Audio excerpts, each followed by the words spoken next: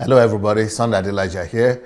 Apologies for the little, technical problem that we had. We are coming back to this. We are launching this program, the Nigerian mindset. It's a program where Isreal Balogun from Lagos, Nigeria, comes to challenge me about my assertions on Nigeria, and especially about my declarations and talks and speeches on Nigeria. So we are going to go to him, and he's going to, introduce us to the topic of today. But before then, I want you people, especially ladies, to pay attention to the latest book I just released, which is called "Ladies, Forget About Marriage, Build Your Life." Ladies, forget about marriage, build your life. Ladies, forget about marriage, build your life.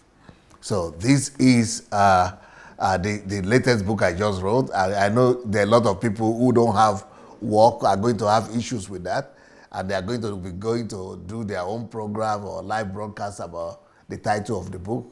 But it's good. They will help us broadcast it and popularize it. But this is an important topic for women and for ladies. Build your life. Forget about marriage. Build your life before you think about marriage. Marriage will come later, and it will be successful when you have built your life earlier first. But if you have not built your life and you're trying to marry first and trying to think that marriage will make you happy, you'll be highly disappointed, because marriage won't make you happy if you have not built your life. If you have built your life and then you marry, then you stand a chance to be happy. But if you want to be happy and why you have not built your life, by true marriage is going to let you down big time. So let me welcome Mr. Isreal Balogun right now to introduce us to the topic of today. Hello, Isreal. Hello, DSA. Yes. Sir. And again, I welcome our viewers back to the program. I believe that by the end of this program today, you will understand vividly what DSA means by the word "I will change Nigeria in 10 years." Here, I want to ask, the topic is, I challenge DSA cannot change Nigeria in 10 years, basically because of the level in which Nigeria has been destroyed. Or let me even say that Nigeria is not even yet a nation, talk less of making it great. How do you want to build a nation who does not have any foundation upon which you are coming to build? And I began to say that there are so many instances, there are so many problems on ground that are going to be a core reason why 10 years cannot be enough. I've said earlier, everything I'm going to be saying here today are not my thoughts. If it's not my thoughts, I know what I'm thinking. But I'm thinking on behalf of Nigerians. I think like Nigerians on this program. I will be speaking like Nigerians on this program. And therefore, so that DSA can approach the problem as if it's approaching or addressing Nigeria.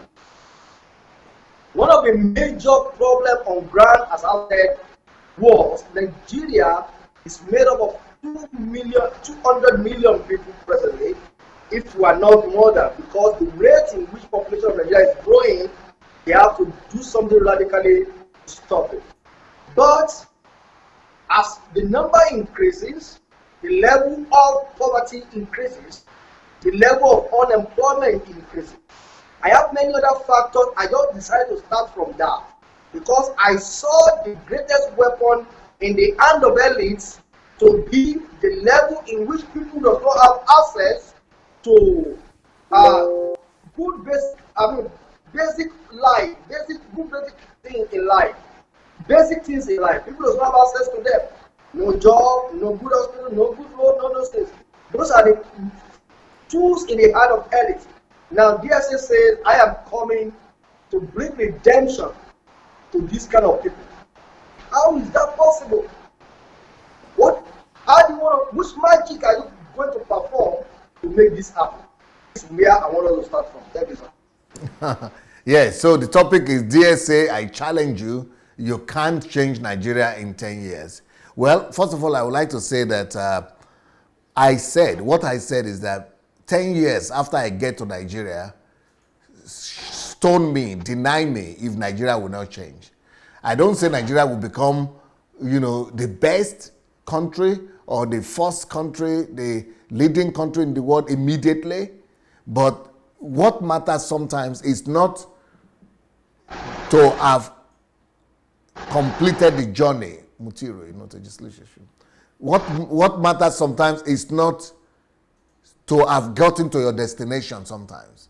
Sometimes it is more important to start the journey or the process than to get to the destination.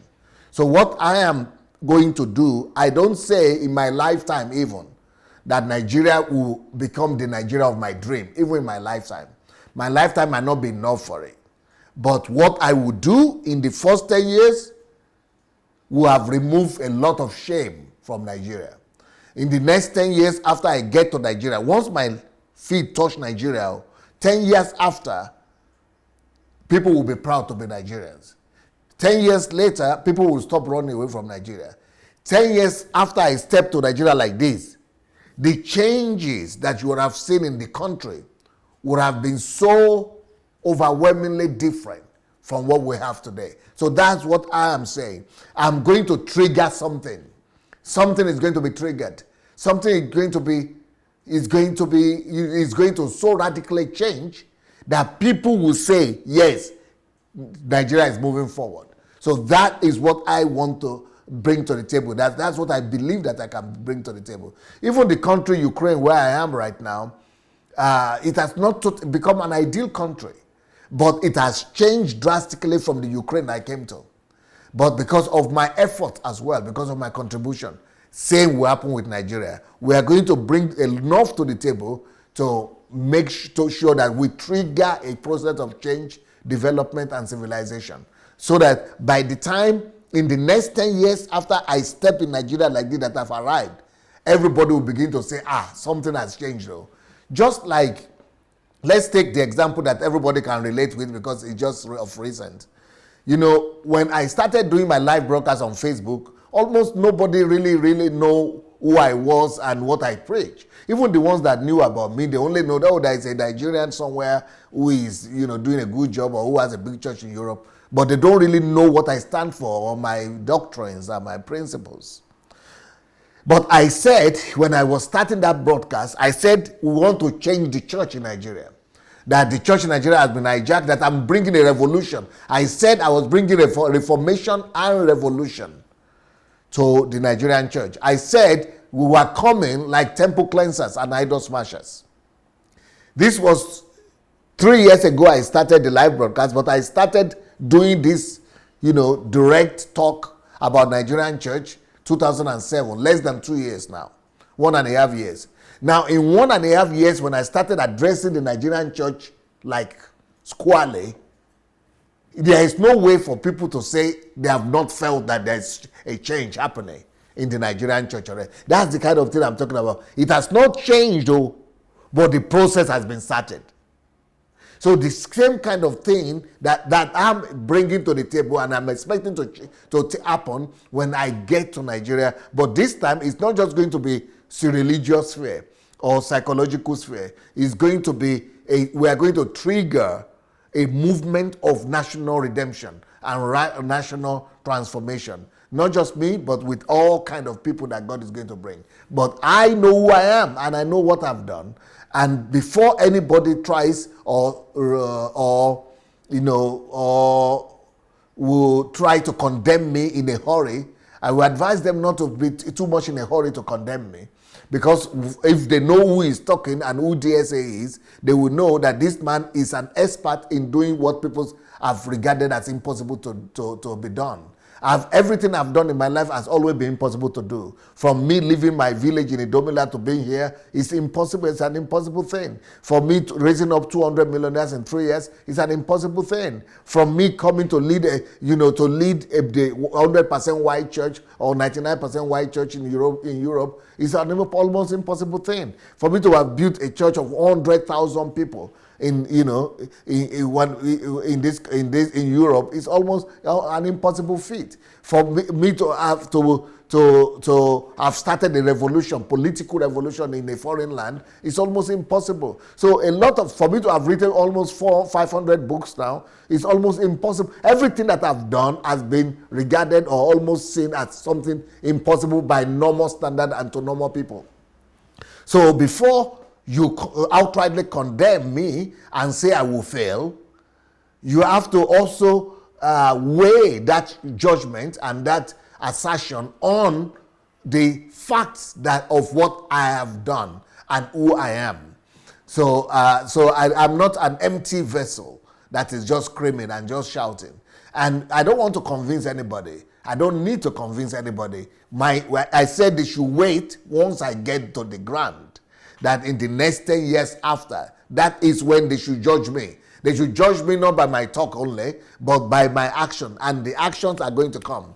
But also, when we talk about changing Nigeria, as a country, for me, Nigeria is a failure right now. Nigeria is not just a failure, but it's not even a country yet. For me, that's why my approach to coming to Nigeria is resurrecting and I'm basically coming to Nigeria to bring dignity to the nation of Nigeria and to Nigerians. In my own mind, I'm coming to rebuild Nigeria all over again. My own coming to Nigeria is not just about, I'm not a politician and I'm not planning to be a politician. If God will not change anything, but I hope He will not change anything in that sense. I think being a politician for me is a demotion. So I don't want to be a politician. But what I want to bring to Nigeria is to rebuild the whole of Nigeria. I want to rebuild Nigeria by the grace of God. Not just me, with all the people God is going to connect me with, but I'm talking for myself. And because I know what I know, which other people might not know. So I could say, we are coming to rebuild Nigeria. And not just to rebuild Nigeria politically, but to rebuild Nigeria for me, Nigeria is not a country right now. Can you imagine that Nigeria, we say we are a country, in a country where, what we call country, we have to, you are talking about 200 million people. That 200 million people, for me, is, our government and our whatever we have right now is just a shame to those 200 million people. It's a disgrace to these 200 million people. Who are the people we even call Nigerians in the first place? The people we call Nigerians are not more than 20% of Nigerians. So let's say if we are 200 million people, maybe 20 million people are the people who are really saying they are Nigerians. Okay, for example, each time I watch Nigerian television, I cannot just believe it. Everybody is speaking English in a country where almost 50% of the whole country doesn't even, or cannot even write and read. A country that cannot write and read, not just in English, but even in their own native language. And you are saying you have a country, if half of your country cannot even understand what you are saying, and then our president and everybody is speaking in English. Every television program you see, most of them are just speaking English. How could you even say, so who are the people we call Nigerians? The people we call Nigerians are the ones who we understand we are the elite. It is the elite that are calling themselves Nigerians, but we don't really know who Nigerians are. We have cut ourselves a niche. We have cut a niche for ourselves. We have cut a word and our own little word for ourselves where we abide in, where we speak English, we speak, Nigerians are these Nigerians, but we don't know Nigerians. We have separated ourselves from them. The real Nigerians, 50% of them cannot read and write. Can you believe that? So who are we talking to? Even we that are talking right now, you think we are talking to Nigerians? Nothing like that. I'm just talking to people who have access to internet, who can speak English. These are not Nigerians. We are not reaching Nigeria yet. So who are the people who call Nigerians? That's one of the first things I want to change. I want us to begin to acknowledge that Nigerians are not the English-speaking Nigerians or the 20% that are elite that can speak, that can understand what we are talking about. I want us to acknowledge that no, Nigerians are those 80% that are voiceless, soundless, and that are oblivion in their own country. Those people are the ones I want us to awake and give life to. You know, like I heard a phrase one time in one of the Nigerian churches. They say Nigerians, they have what they call mass or crowd control service or something like that. You know, these are people like ushers. They call them the crowd control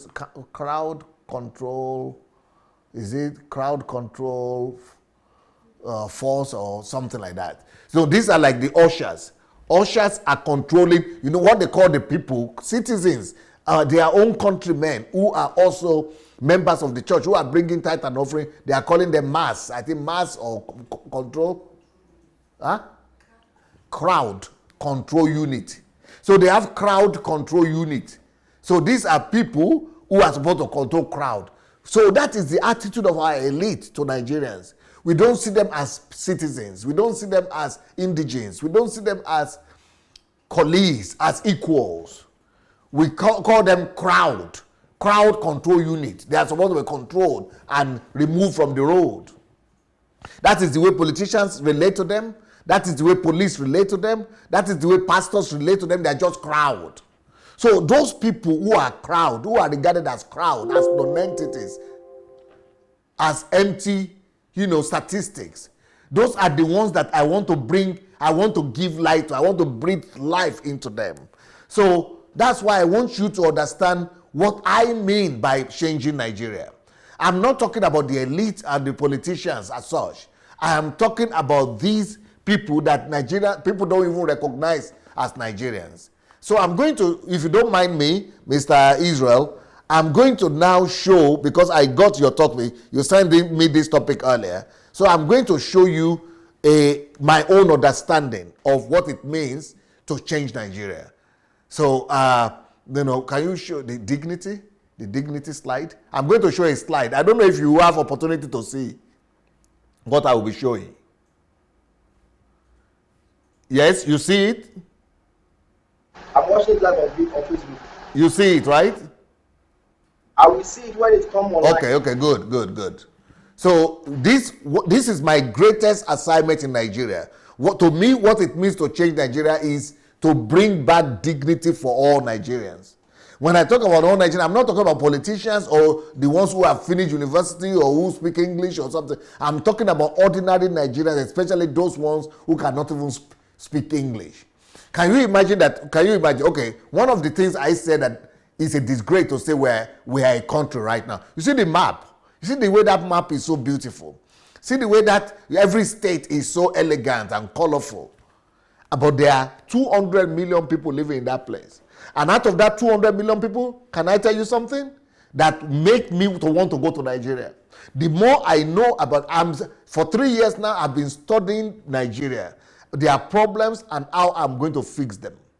Let me tell you just one of the problems of Nigeria that is challenging me, that I want to go and fix. Can you imagine that Nigeria, these 200 million people you are seeing in that place, only 15% of them know what toilet is, what modern toilet is, who have toilet in their houses. And you are talking of employment. Employment is okay, but I'm talking about things that, you cannot say a country or a people that don't even know what toilet is, that they are a people, or they have dignity, or they are individual, or they are respected, or I'm not talking of one town or one village. When you take the whole of Nigeria, the totality of Nigeria, only 15% of these people, and we, the elite, some of us are in that 15%. And we don't care for anything. We don't even think about it. If you tell this statistic to Nigerians, that only 15% people have toilet in their country, they will fight you. They will argue with you. They will say it's not possible. What do you mean? What do you mean? Don't say that, Joe. But really, that is the statistics of the country they call a country. That is not a country. A president and some people call themselves president, ministers, governors. They are all a disgrace. If you are a president or a governor, or a millionaire or a rich or a billionaire, you call yourself anything. You say you are successful, you are a comedian, or you are a entertainer, or you are flying private jet. How can you be private? How can you be flying private jet in a country where only 15% has toilet? So when I'm talking about changing Nigeria, these are the kind of things that are in my mind.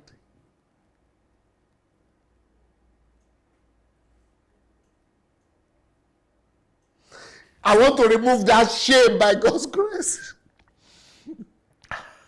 I want God to help me, and I know He has helped me already. It is now my own duty to take responsibility. I want to take responsibility for something like this. To remove that shame from this nation and from these people called Nigerians. Because if only 15% has toilet in their houses, and out of those toilets that they have in their houses, I'm not sure all of them have water flowing inside it to flush it. That is one. Then, what are the rest? Somebody will ask, what about the rest of the people? What are they doing? The rest of the people, 50% of all Nigerians, so apart from that 15%, those are the elite. Then 50% who are average. They use, is it pit toilet, they call it, or latrine toilet. Latrine, pit toilet. All. They just have all outside somewhere there in their house. Outside their house. So 50% of your country, you call country, in 21st century, they are using pit latrine. 50% of the whole country. And you are saying you are wearing agbada. What is the good of your agbada? I don't care about it. You are saying, oh, and Nigerians are buying the latest Mercedes, the latest iPhone, the latest iPad, the latest, airplane, the latest, Jeep, the latest thing. What is all that? That is a shame and a disgrace. That is nothing. That is, we are living for emptiness, not for things that matter. 50% are using pit latrine, and then you say, what about the rest? So 15 plus 50, that's 65. What about the rest of the country? In your country that you call country, the rest of the whole country, they just do defecation. Defecate everywhere, anywhere they can see.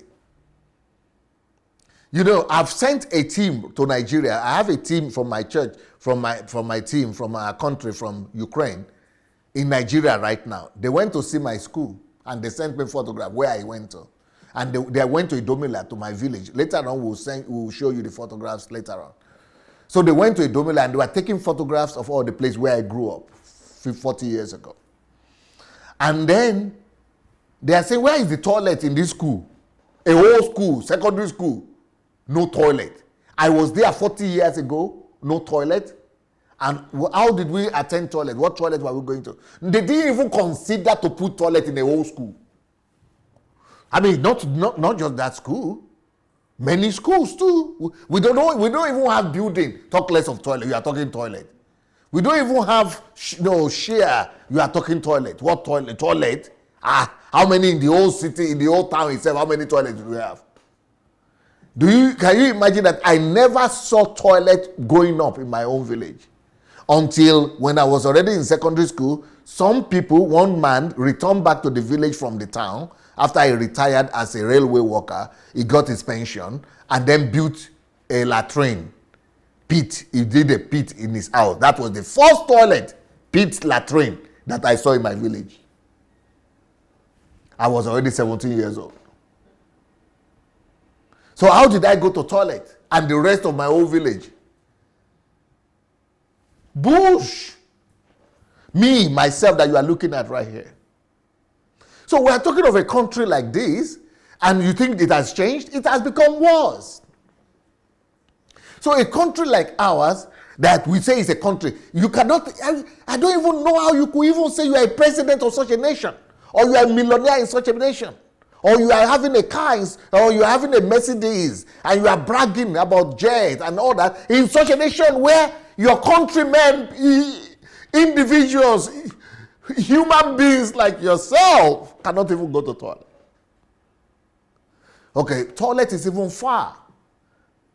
In Nigeria, almost 193, statistics just came out, 93 million people are living on $1, less than $1 a day. 93 million people. And you say you have a country. It's a disgrace. 93 million people. I'm not saying 9 million or 3 million. 93 million, that is like a continent almost. That's like many countries together. Almost 100 million people. So those are the kind of shame that I am thinking of when I'm thinking of coming to Nigeria. We've got to, I have a strategy and I have plans. We've got to remove this shame from our people. So these are some of the things I'm looking at. So let's talk about Nigeria. How can you say you have a country? You know how many Nigerians have water flowing in their, in this country where I am now, for example, if I tell somebody that they don't have water flowing in their houses to bath or to wash, tap water in every house, in every room, in every apartment, they will say, no, you are not talking water. What do you mean? It's not possible.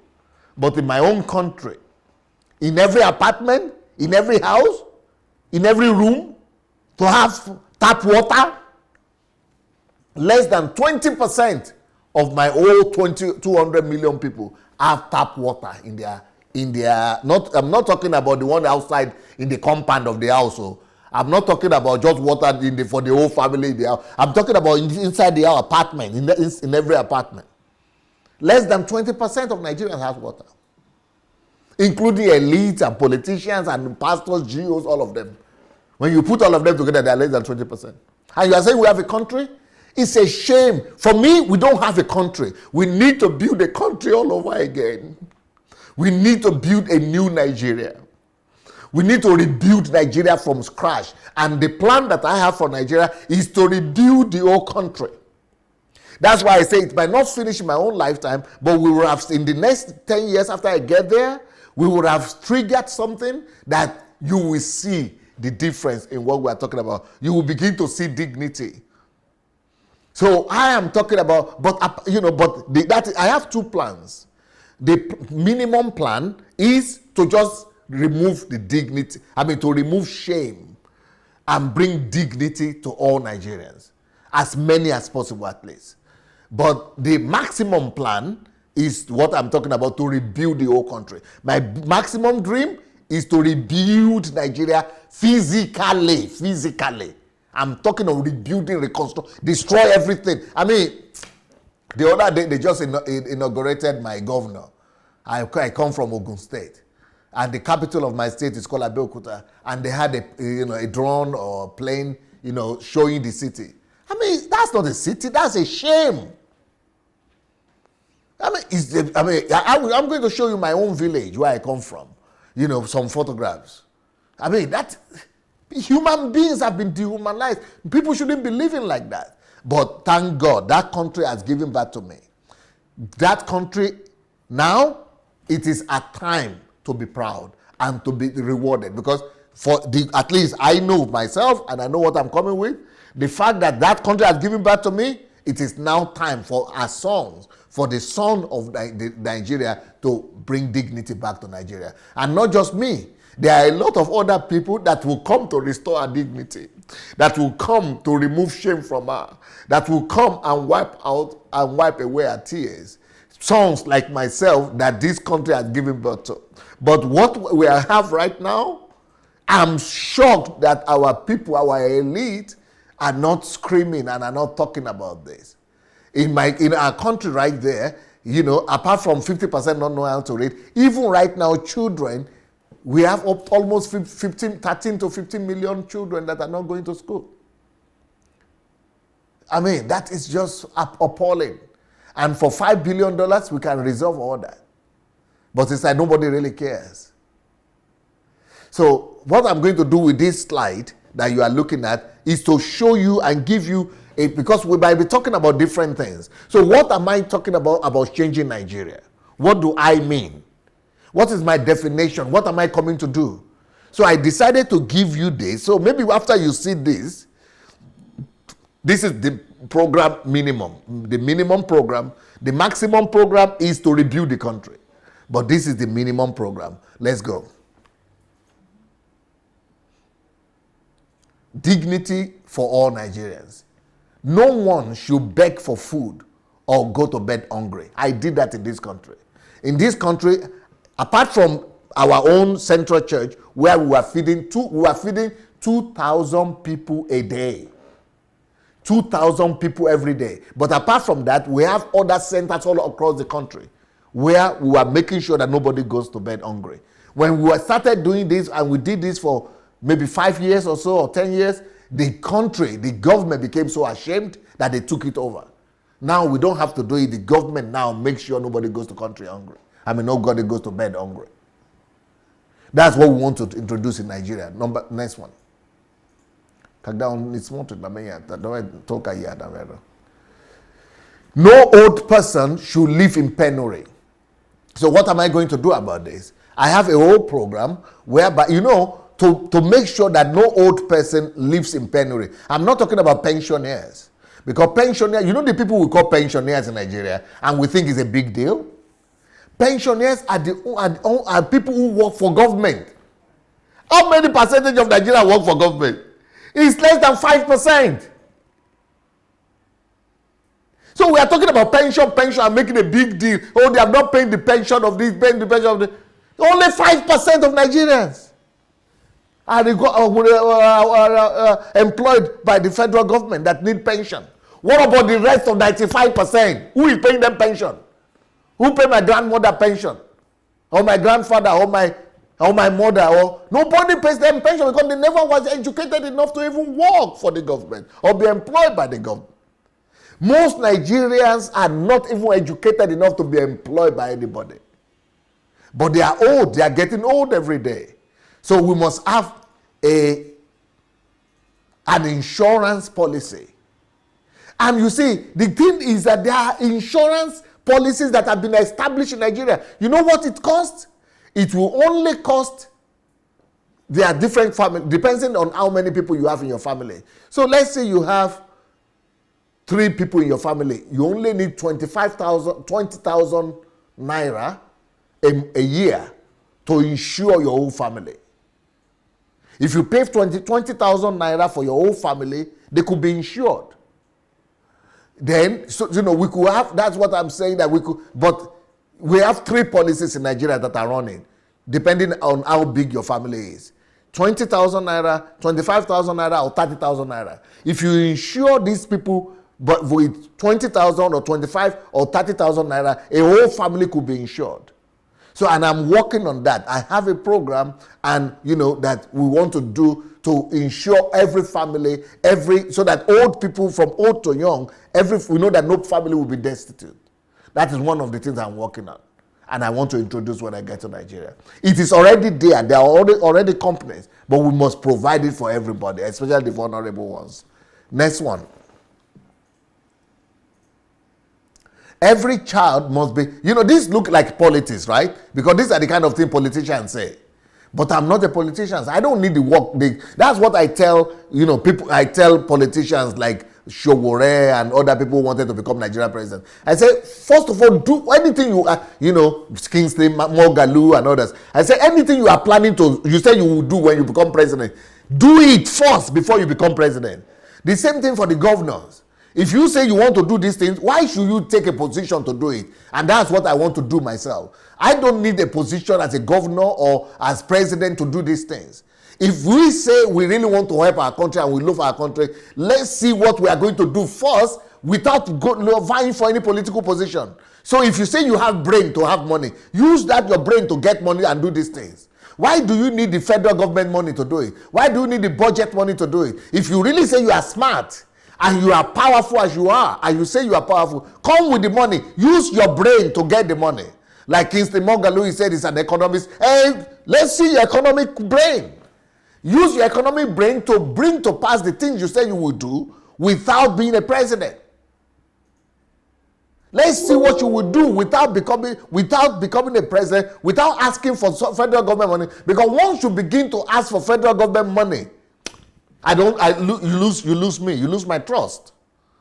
Because why do you need? The same thing will happen. You are powerless. It means, why do you need the money to do it? I want you to tell me what you can do without money, or what you can do with your own brain and with your own capacities without government intervention or money. This is what I want to bring to the table. I want to make sure that every child is taken care of, and I have a strategy for that as well. And one of it is the insurance I already spoke about. Go ahead. Basic amenities should not be a luxury. Now, I'm not talking about the 20%, though. I'm talking about the 80% that don't have light, don't have water, don't have good road, don't have house. This is shame. So it is this shame that I want to come, by the grace of God, to remove from the face of Nigerians. Now, will it happen in 10 years? No, it will not happen for everybody, but the process would have been triggered. Because I have a program whereby we want to do microfinance something.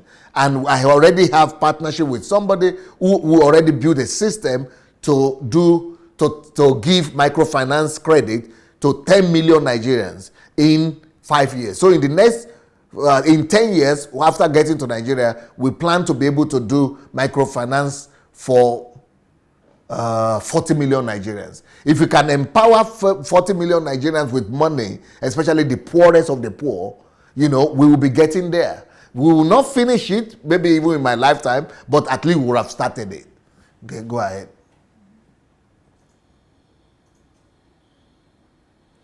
Health must be insured. There is health insurance that the federal government has started. But you know how much percentage of Nigerians have entered into the health, not free, but it's health insurance policy that the federal government has started. It's only about 5%, 7% of Nigeria that have entered it. Nigerians don't even know there is health insurance policy by the federal government that federal government has started. Just because they needed 13,000 naira to pay 13,000 naira every year to have free health insurance in Nigeria. Not free, but health insurance in Nigeria. But nobody is even aware of it, talk less of pay. And you know how many people are dying who cannot have access to health centers? Because they don't even know there is an insurance guarantee. But they have to be able to pay some little money. But that little money they have to pay, and why they are not entering, that is where I want to come to the table. To be able to help them pay or pay for them, and then see where we can take it from there. Let's go ahead. Apart from building hospitals, of course. Building hospitals. These are just the basic, things that I'm talking about. The program minimum, the minimum program before the rebuilding of the country. The building of the country is going to be maximum program. Nigerians need to be given faith, confidence in the future, in their nation and themselves. That is why I want to come back to Nigeria. Next point. How are we going to give them faith, confidence in themselves and in the future? Well, because when I begin to do these things, and my team, when we begin to make things happen like this, faith will come to our people. And they will begin to see that Nigeria is not as helpless as they thought. Nigerians' tears must be wiped away. Emotionally, psychologically, physically. Somebody asked me the other day, are you going to, when I spoke about wiping the tears of Nigerians away, they said, how are you going to do it? Exactly what I've said. Pension, old people being taken care of, health insurance for, making sure that nobody goes to bed hungry, giving them faith in themselves and confidence. These are all things, practical things that we are going to be doing to make sure that people tears are wiped away. Yes. Smile must be returned to the face of every Nigerian child, youth, student, parents, senior citizen. Is that an illusion? Yes, it could be an utopia to a lot of people, but at least I have the goal, I have the target, and I have the plan to get there. So that is my dream, that is my plan, and I'm working towards it. Will I be able to do it for everybody? Is it really possible to do it for everybody? But we're going to try. Okay? Because we have plans for every one of these groups of people.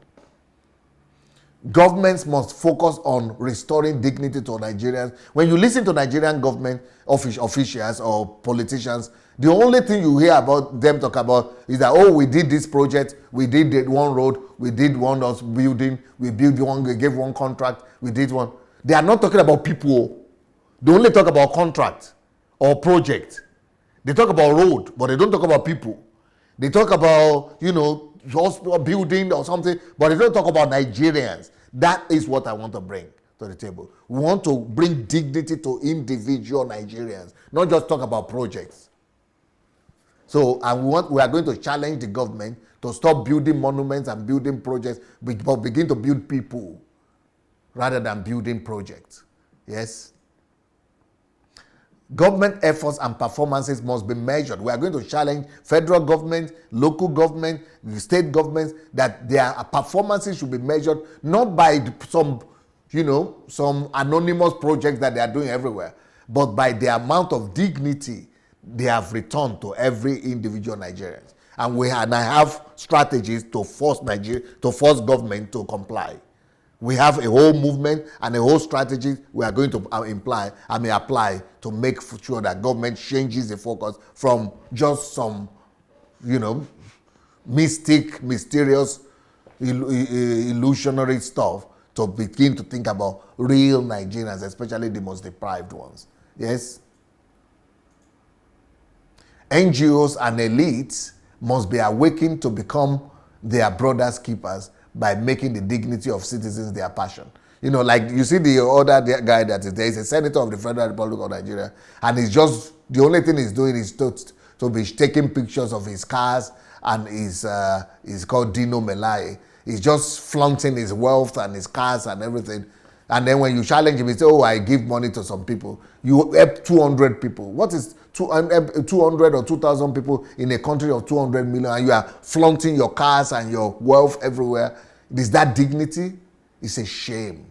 You shouldn't even be, all these elites shouldn't even be proud of what they own, because you are only as rich as the country you live in. You are only as rich as the people that are surrounding you. You are only as wealthy as your community. If your community is poor and you say you are a millionaire, you are poor. You are a poor man.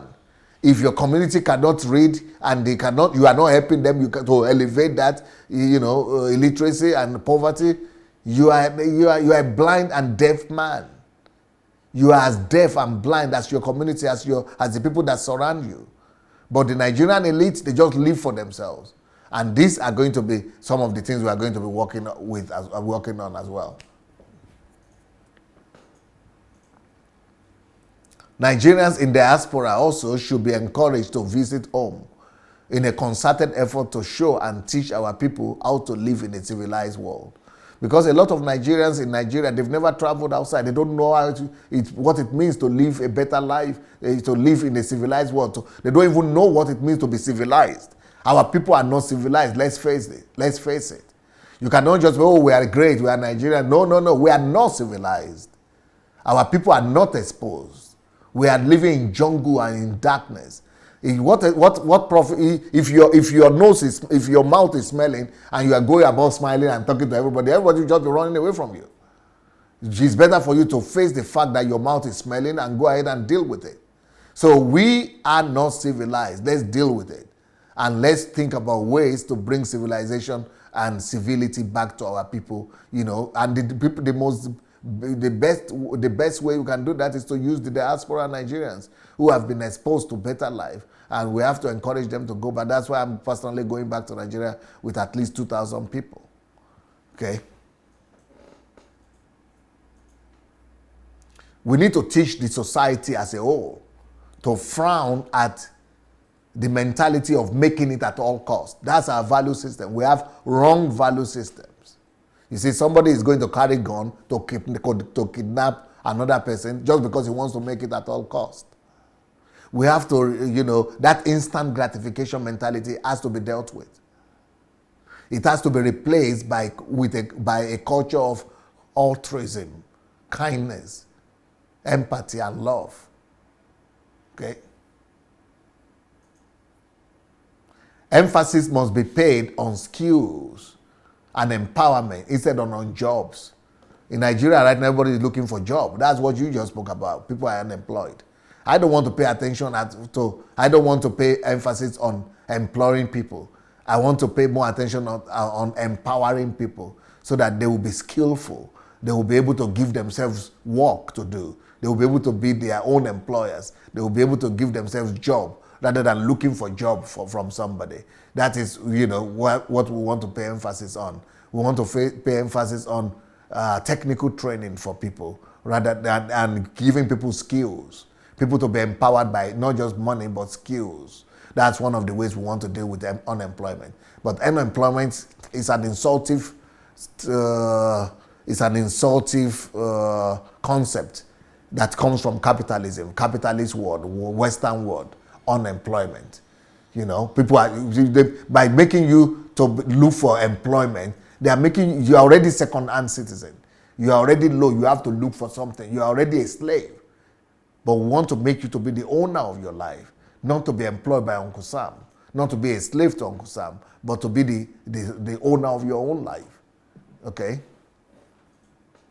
And I have strategies and programs for all this. There must be eradication of second-class citizens. These are other problems. We have Nigeria is divided into we are a feudal country. We are a feudal society. We are not a civilized society. We are a feudal country. What is a feudal society? A feudal society is a society of the haves and have-nots. So in Nigeria, we have 1 or 2% who are the feudal, the lords, the haves. They have and they rule over, and they own everybody else. So 2%, maybe then we have the middle class, maybe 20%. So these 2% of people or 5% of people, they are the feudals. They are the ones who own not just property, but they own people as well. And then the elite also have joined themselves. So Nigerians have been divided into, let's say, 20% of the feudals who are the elite, and they are the ones who own the country, and they own people. And then the 80% of people who are just their property. 80% of Nigerians are not citizens. They are subjects. They are properties of the 20% that have something, that have money. So there must be, we must fight for the eradication. That's why I'm coming to Nigeria. I want to eradicate. I want to fight by God's grace to eradicate that divide in the society. We want to bring about revolution to remove that divide, that class consciousness, that haves and have-nots. That we want to eradicate the second-class citizen status of most of our people. Most of our people are actually second-class citizens. Like the housemaids. Who are the housemaids? The housemaids are like properties that are owned by people who employ them, who own them. Gate men. Gate men, who are they? They are like not human beings. They are like people that are just owned by other men. Gate men, drivers, security, maids, house helps. All these people are deprived of dignity. It shouldn't happen. In the West, you will not see somebody who is somebody's housemaid or gate man or something. No, it's a society that is dignified. So we must eradicate all this segregation of society whereby people have been deprived of dignity. These people should become professionals. Even if they are going to work as housemaids, they must be professional housemaids. They must be professional, cooks or housemaids or sapenas, people who can work and they are being paid dignity and qualified professions and qualified salaries. They are being given adequate payments and adequate honor and respect as well. Even if they are going to be drivers and gatemen, they must be professional and be paid professionally and be treated with dignity and respect also. Yes? There has to be legislative laws that must be passed to protect these kind of people, so that Nigerians are not divided into second-class and first-class Nigerians. It has to be signed into law to protect the dignity of every Nigerian person, either he's poor or vulnerable, or driver or gateman or housemaid. Those are the kind of things that are in my mind when I want to come to Nigeria. So it's not just, I'm not talking about the economic part or the development part now, the rebuilding of the country. That is secondary something. But the primary thing on my heart is this restoring, giving dignity back to every person who is living in that country called Nigeria. I will soon finish now. On this basis, look at child bride culture must also be stopped. I mean, can you see this picture here? Somebody that is about 50 years or 60 years old marrying a 16-year-old girl. What is that? That's a crime. These things must be criminal, must become a crime, and they must be prosecuted.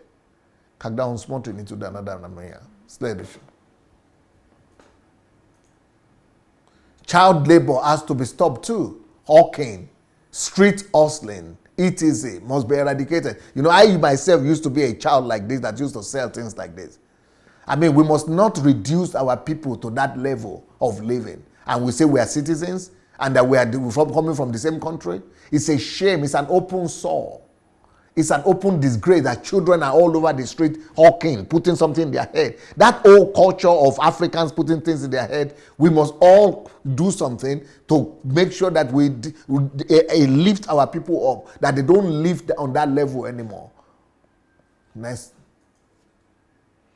Then another major problem that I want us to eradicate in Nigeria is mentally derailed citizens who are roaming about the streets and instead of being institutionalized. And we say we are citizens with them, and we are saying that they are our countrymen, and that we come from the same country, and these are Nigerians like us, and they are roaming the street, and they are crazy men, lunatics, and mentally derailed people, and we are just passing by. We don't even pay attention to them, and we say we have a country.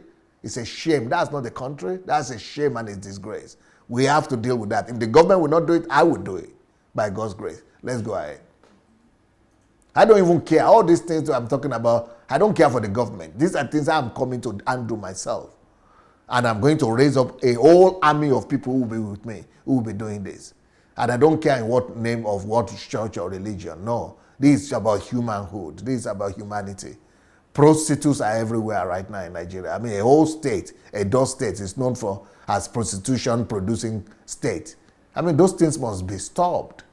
Prostitutes must be re-educated and rehabilitated. Next one.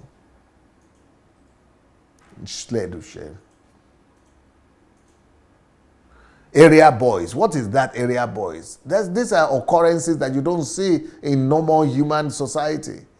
So these area boys, guys, must also be rehabilitated and be re-educated and given opportunity and orientations in life. Next. The culture of subservience, everybody dobale, people prostrating everywhere, that demeans humanity. And it's not that you shouldn't respect elders. I respect people. I bow down. I prostrate. But that's not the kind of thing I'm talking about. You see the other picture there. Somebody is also bowing down to the queen. But it's not subservience, you say. But what we have right now in Nigeria is subservience. It's people being treated like slaves. And people themselves seeing themselves as slaves, deprived of their dignity, servanthood, classism. And some of these things are the things I want to tackle when I get to Nigeria.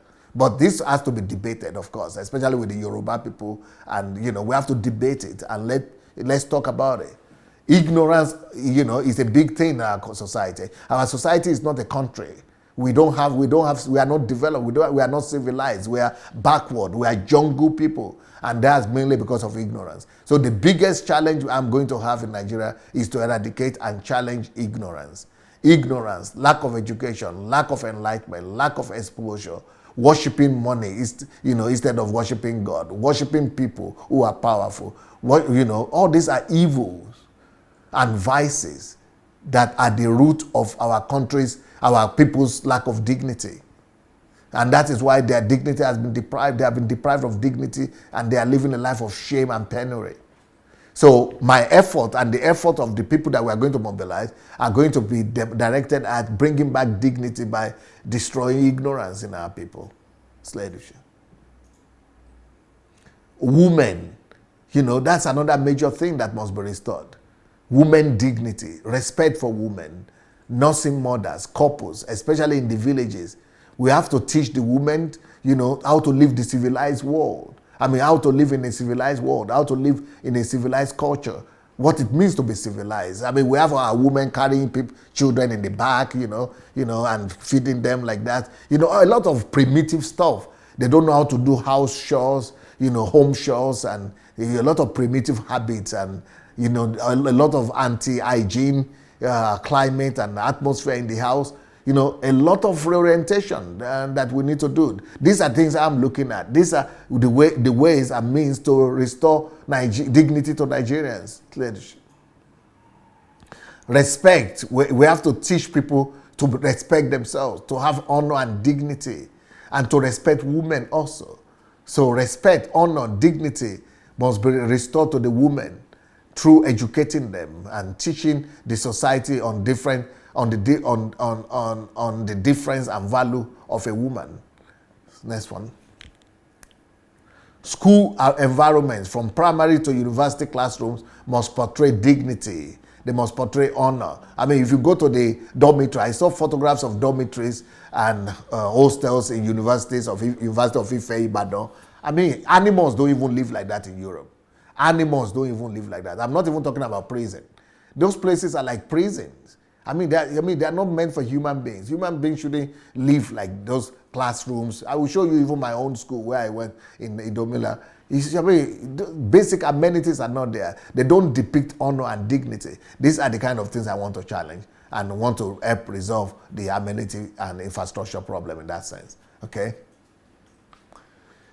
Okay, I've already spoken about this one, that only 15% of people have toilets in their houses. 50% only have pit latrines in there.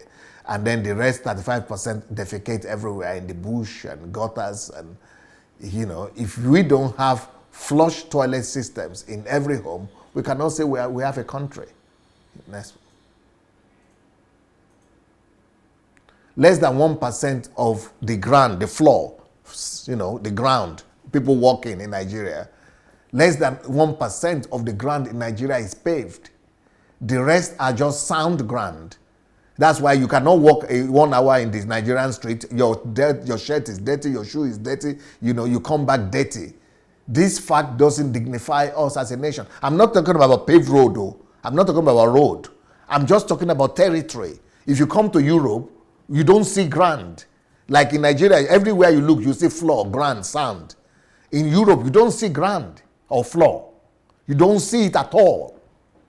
Unless you go to the bush or to the forest to go and dig it out. Otherwise, all over the city, all over village, everywhere, in Nigeria, only 1% of our ground floor like this, ground street, are paved and neat. You can walk in this Europe for 1 year and you not need to wash your shoe or polish it. I don't even have polish. We don't even have polish in this place. It's in Nigeria you need about polish. You don't even need polish. Everything is clean all the time for 5-10 years. You can use the same shoe. No grass, nothing, no dirt, nothing. Because everywhere is paved, cemented. So if we don't have an atmosphere like that, we cannot say we have a country at all. We have not been built. We don't have anything. We need to begin to think about these things and take things and just, instead of arguing and fighting about little, primitive stuff. These are the kind of thing we should be discussing. As long as we have 152 million Nigerians living on less than $2 a day, and 93 less than $1 a day, 93 million, representing about 80% of our country's population, then we are not a country. Approximately 20% of children under the age of 5 years in Nigeria are underweight because they don't eat. If you go to UNESCO statistics and World Health Organization, there is an amount of kilogram of meat and fish and protein and fruits that every child must eat. Not every child alone, even adult. There is an amount of kilogram or something you must eat in a week, in a day. But Nigerians don't have any, we don't even do eat 1% of those minimum. that is required for every human being to be normally human. And we say we have citizens, we have country, we are human. We are not. That's it. Average daily dietary energy consumption per capita in Nigeria, which directly affects the brain function. Because if you are not eating, enough, your brain function will not function well. The average is 2 kilograms 700. Kilocalories. Sorry, 2,710 kilocalories is the average that we have in Nigeria. Whereas in America and any world country is supposed to be 3.8 kilocalories. In Canada, it's 3.5. That we are supposed to have some minimum. This is for average individuals. Oh. And then we cannot function. We cannot compete. We are not eating enough calories. No things are not getting into our body. Next. Around 103 babies out of 1,000 die in Nigeria at birth. Children don't die anymore in developed country. People don't die. Maybe very rare that you see somebody dying stillbirth or dying at birth. Very small.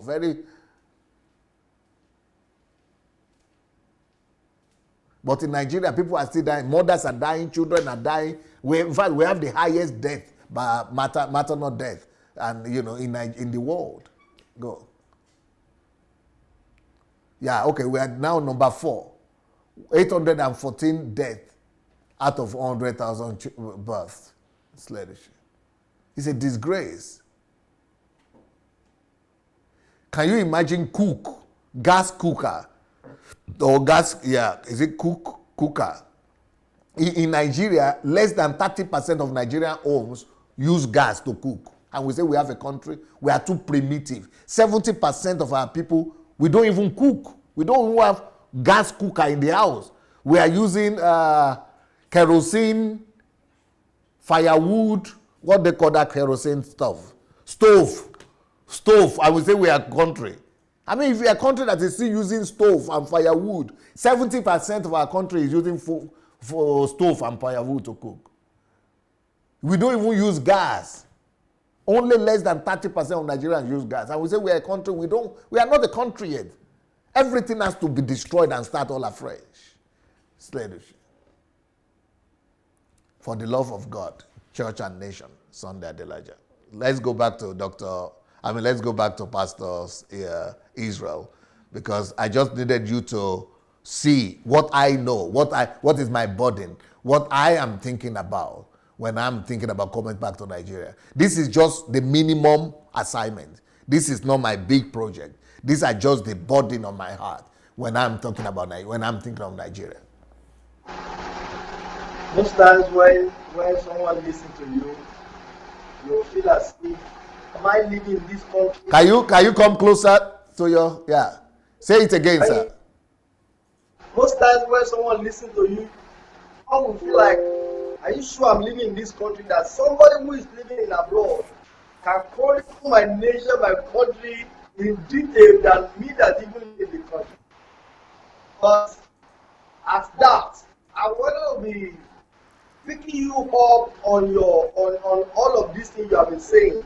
And I really wanted to question some of them. I have some thoughts as we talk. I don't want to lose them, but I think I can. God will help me to recall some of them. Yes, you have spoken so well. And this thing you said, I believe Nigerians are listening, and those who are challenging the possibility of you changing Nigeria in 10 years can begin to see what you mean by saying, I will change Nigeria in 10 years. They also can have a perception, a clear understanding of what you are actually looking at, even though these things may not 100% in place for the process we began in your lifetime. And also, I want to say this, thank you very much. But I must be very frank with you, dear. Your generation of the same age, of the same pastoral ministry, they have put many of these voiceless people under their subjections. Maybe I should make it clear. Yes, I'm sorry if I sound a little bit confrontational, but I'm going to be very confrontational because I am thinking on behalf of Nigerians. I'm saying that Nigerians that you are coming to deliver, these voiceless people you are coming to air, they are under the subjections of your generation. I mean, the people who began the revival, the church in this country, need these people to be in the state they are now, because with that only they can be relevant. With that only if they are in the state, in the condition that we are now, that is the only way they can be relevant. Now you are coming to say, I want to deliver them. Sir, these people control numbers. They have control over people so much that when they tell them a thing, they will believe them without even verify what they told them. How will you be able to confront and fight this battle? Let me paint the picture to you. The people I am talking about the church in particular, the leadership of the church in Nigeria. They enjoy the popularity, the wealth they are having today because the condition that these people are is the reason why they are living, they are successful. I don't know where you get what I'm trying to bring out there. The condition, the situation in which Nigeria is the basic reason why ministry are successful. What you are bringing is to say that you are delivering people who are becoming a source of income to them. How do you intend to fight and to win this battle? Well, I'm not going to fight with them. What I'm going to do is what I just showed you. I'm going to just come with programs, with my own agenda of just restoring dignity back to my people. Either they are Christians or they are Muslims or they are church members of other people's church members. Or, one thing with Nigeria is that if some people, not just Nigeria, anywhere, if people are hungry and I come out and I offer them food, they will forget what church they are going to. They need to eat. They will come and eat. If they don't have health insurance and one Nigerian is coming out to help them get health insurance, I think I don't care what church they go to. They would like to get that free health insurance. If I want to empower 40 million people with money to do their own microfinance and give them money to do their own business, they will be ready to come and get it and get the help because nobody else is giving them the help. So I don't care what church people go to. I don't care what mosque they go to. But I want to restore dignity back to them. This thing you just saw, this presentation I just did, is just one. That's just a holistic thing. Otherwise, I have program for every different categories of problems that Nigeria have. I have a list of 1,000 problems and way I'm going to resolve them. And I have a list of 100,000 problems. 100,000 problems that I want to resolve in Nigeria. But so these are just the basic things that I have prepared that I'm getting ready to resolve. So once I'm going to touch people with the love of God's love, with the touch of God's love, and they are going to feel the difference, once they begin to feel the effect, they will respond. For example, some people will say, why are you not doing that now? Why do you have to go there before you do it? Well, I tried to do that from here when I was here. I didn't have much money, but me and my family, we sold our property here and we got all our savings out. It was $500,000, 500,000 US dollars. And we put that money into the hand of two pastors who are from different churches, but they are not senior pastors. They go to one of these, two of these our popular churches. But they were my friends. They were good people, I thought, popular guys. And then because I told them, go and start a microfinance, and they told me, they did great presentation, that we will start a microfinance to go and, to help people, just what you want to do. So I thought before I come to Nigeria, let them begin to give money to people and helping people. 1 year later, they disappeared, and not one kobo or 1 naira from that money is reported for right now. So, that's the problem why I don't want to risk it anymore. I don't want to give money to anybody in Nigeria until I have had opportunity to prove them myself when I'm on ground. Even my own village, I've had issues with my own people that right now I'm not going to do anything in my own village even until I come to the ground. I'm able to try people and see things for myself and able to manage things for myself. So, but I have plans.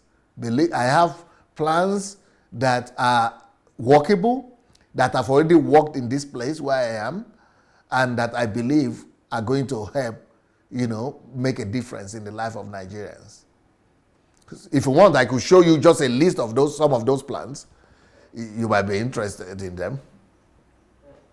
Hello? On coverage. Hello, yes, can you hear me, sir? Yes. I want you to hold on to that part because my next program with you is going to be addressing each of these programs one after the other. And we'll be asking you to show us how you are going to handle them.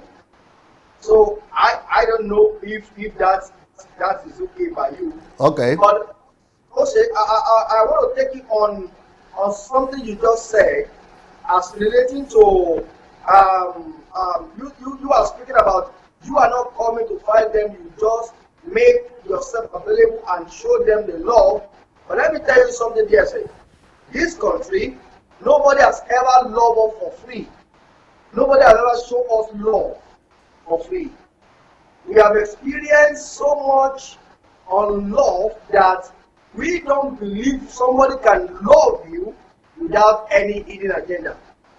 Let me also tell you that when you try to even cook food and give it to people, cook food today and take it to beggars on the street, they believe that you are having one problem, and they've told you that it's when you share that food that the problem will go away. If you even organize and want to create food center for people to come and eat, some people will come at first, but by the time they begin to tell them that that guy is giving you that food so that it can begin to use your destiny. That is the level in which Nigerians are, and see how much myopic we are in this country right now. Now, if you come to present and to do this good to Nigerians, and you think that they will accept it just like that I'm a good man, I want to come and help you. Yes, you have work at hand. Because the people who have enslaved them will send messages, propaganda, information around that you are on a mission. As a matter of fact, do you want to hear, sir? You want to know that they already tagging you as an antichrist, that you are the one that is coming to trigger the end time antichrist process. And you are coming to Nigeria to bring that agenda on ground. This is what they are teaching their children. So you must be ready to confront this kind of challenge of people who will think that I cannot be loved for free. If this man is loving me this way, he must have something. Now, people could have helped you to deliver in Russia, in Ukraine. There are people who does not have this religious problem. Religious problem is worse their own problem. Our problem religiously is more worse than their own because they don't know God. They find God. We claim to know God. However, we claim to be friend of God. Meanwhile, we don't know Him. And so, if you come with this love, with this openness, with this accept, and I tell you, sir, you are about to confront a very big challenge. And that challenge is, don't gossip. Because Nigerians have never been loved for free. And so, Whenever you see anyone who is you, giving you food, giving you clothes, they term you to be a ritualist. That those are the things you are doing to empower, to enrich yourself. They come up with a book story that you are not Christ, you are coming to take them away from Christ. Most importantly, when they begin to hear messages like this. Can you imagine that you bring this kind of a book? Women forget about marriage video that they will say, didn't we tell you that this guy is antichrist? So these are the basic problems that I am and Nigerians are looking at and saying, this man does not know what is coming to do in Nigeria, and that's why we confront you that you can't change Nigeria in 10 years. Okay, well, you know, everybody just have to do their best. I guess they have to do their best at spreading the bad news and the disinformation, and I'm going to come and do my best to spread the truth. And I know the power of truth, because one on the side of truth is a majority. So, but I'm not going to, right now, I'm not in Nigeria, so they should begin to do their own propaganda as much as possible. But when I come to Nigeria, my own time will come. Because right now, I'm not on television in Nigeria, I'm not on radio, but when I come, it's going to be very difficult for them to keep me off radio and television, because I'm going to be everywhere. And not just me, and the people we are going to raise up, we are going to flood all the airwaves with these messages. Like I said, all these messages that I'm doing, all these messages that I'm doing right now are on Facebook. I'm not preaching to Nigerians yet. I'm just releasing what is in me. I'm just getting ready the materials. I'm just storing the materials. I'm just getting things ready. You know, but when I get to Nigeria, these things now are the properties, the things, the materials that I will have at hand to be able to now broadcast them and release them. So let them be doing their own, and I will be doing my own, and we will see that darkness never wins over light, and lies and non-truth never wins over truth. That truth is always the winner at the end of the day. So I believe in God, I trust God, God knows my heart. You know, one thing I know is that I'm going to try my best, and let them try their best too. And let's see, you know, what happens at the end of the day. I want to say that everyone should watch out for the next program, because the next program is practically going to be addressing different problems, and I will be targeting what will you do DSA, and I will be bringing up different problems in Nigeria that DSA will be addressing them practically. We also believe that before you come, many who listen to you can learn from those practical steps of solving this problem, and if they are willing to commit themselves to it, they can start doing something. I would love to also say that we can give room to those who want to call in and contribute as well to this program. Thank you very much, sir. Beautiful. Thank you so very much. Well, I want to use the opportunity to talk to people who are watching us. One of the books that you have here is called Nigeria, How the Nigerian Economy Can Overtake the American Economy. You have to read that book. People who have read that book think it's one of their best books they've ever read. And you will be shocked, you will be surprised, you might cry, you might weep, but you'll be happy at the end. But Nigeria, there is hope for Nigeria. When you read that book, you understand what we mean. And then the other book that is there is the new book that I just released, Ladies, Forget About Marriage, Build Your Life. Ladies, forget about marriage, build your life. Build your life. Let's see if we have a caller. Anybody wants to call, go to Facebook Messenger. And when you get to Facebook Messenger, look for Move Agents, one word, Move Agents Matic, Move Agents Matic. And you can write to us and say, I want to call, or send us SMS message, and we will call you back. Go to Move Agents Matic on Facebook Messenger, and we will call you back when you write us that you want to call. I think we have a caller already. Hello? Hello. Yes, sir. Hello, DSA. Yes, sir. Is that Tokwe? Yeah, this is Tokwe. Yes, I thought this topic would minister to you and or touch you. Yeah, I am listening with all rapt attention, and I'm jotting down some of the things you are saying. It is really very, very interesting. And you see, the thing is this: you really have a plan. I believe you have a plan. Oh, your voice has gone again. Speak closer, Hello, the way you began. Can you hear me now? Yes, good Can now. you hear me? Yes. Yeah, I said I listened with rapt attention. Closer, closer to your. Closer again. Yeah, good. Okay, can you hear me now? Yes. I said I listened with rapt attention. Yes. Everything you were saying and how you think you can transform Nigeria. Yes. Personally, I believe it's going to be done. And I believe one day we will get there. I know the road is going to be very rough. Yes. And but the thing is this: either the road is rough or it's not rough. Somebody will have to start this revolution. Yeah. And I think in your own little way you've started. You know, I've been going to Nigeria for the past 8 years, and I've been doing so many things in Nigeria, and I understand the mindset of the people of Nigeria. I understand the way they think, you see, this thing that you said today, supposed to be the blueprint for the ruling party in that country. That, okay, this is what Sunday Adelaide want to do. Why can't we even try it? Why can't we even adopt 1, 2, 3, 4, 5 of it? And let's see if there's going to be any positive change in our country. Are you listening to me? Yes, but something is making noise. Okay, now it's good. Oh, okay. Can you hear me now? Yes. So, but they will not. The only thing most of the people, even those you think that are close to you, will do is to sabotage your effort. Yes. That is another area you must think of addressing. You made mention of it now that you've given $500,000 to some people to help. That is Nigerian for you.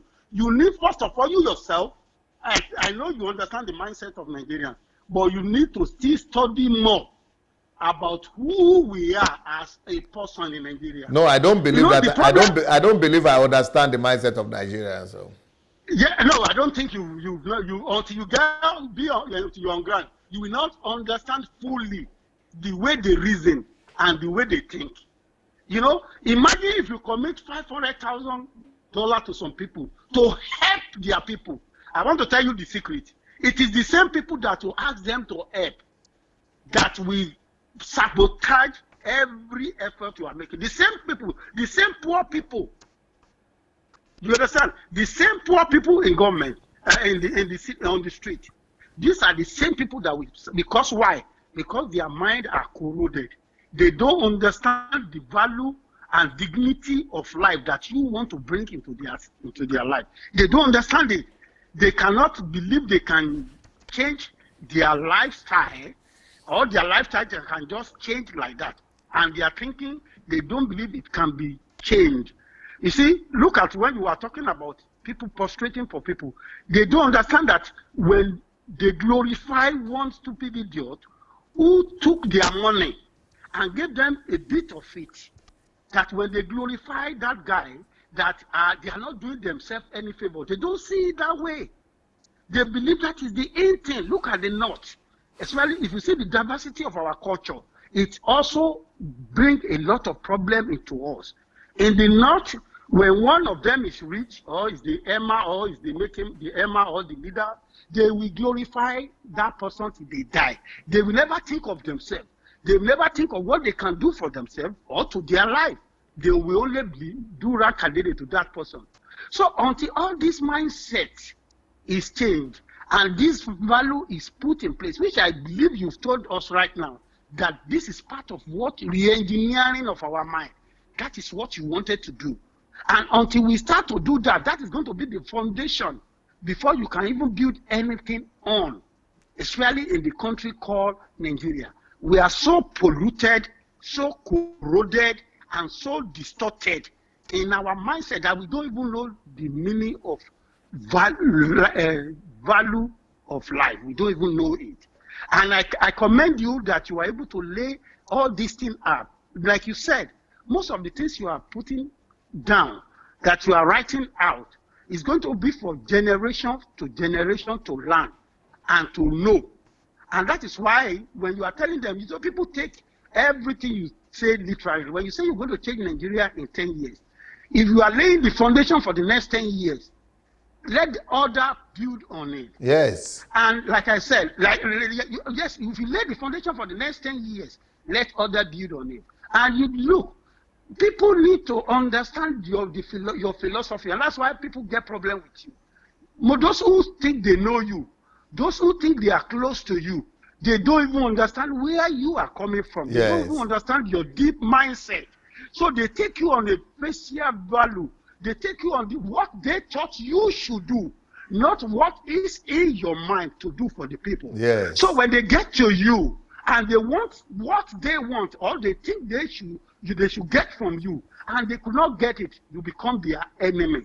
And that is what I know. Though, like I am here, I know I don't agree. You and I say it to you, politically, the way you stand the last time, I don't agree with you. But that doesn't mean that I should not respect your view, and you too should not respect my view. And these are the things that people are having issue with when they deal with, and that is Nigeria for you. Because they want things their way, not your way. Wow. And that is the reason why you will give them 500. They know this person, they know this guy is not going to offer them anything. They know deep in their mind, they will sell their own children because of 50 naira. They understand. They know because they are only interested in what they will get right now, immediate gratification. That is what they are interested in. Even when you get to Nigeria, those who are purposed to work with you, and you're going to get that shock when you get to Nigeria.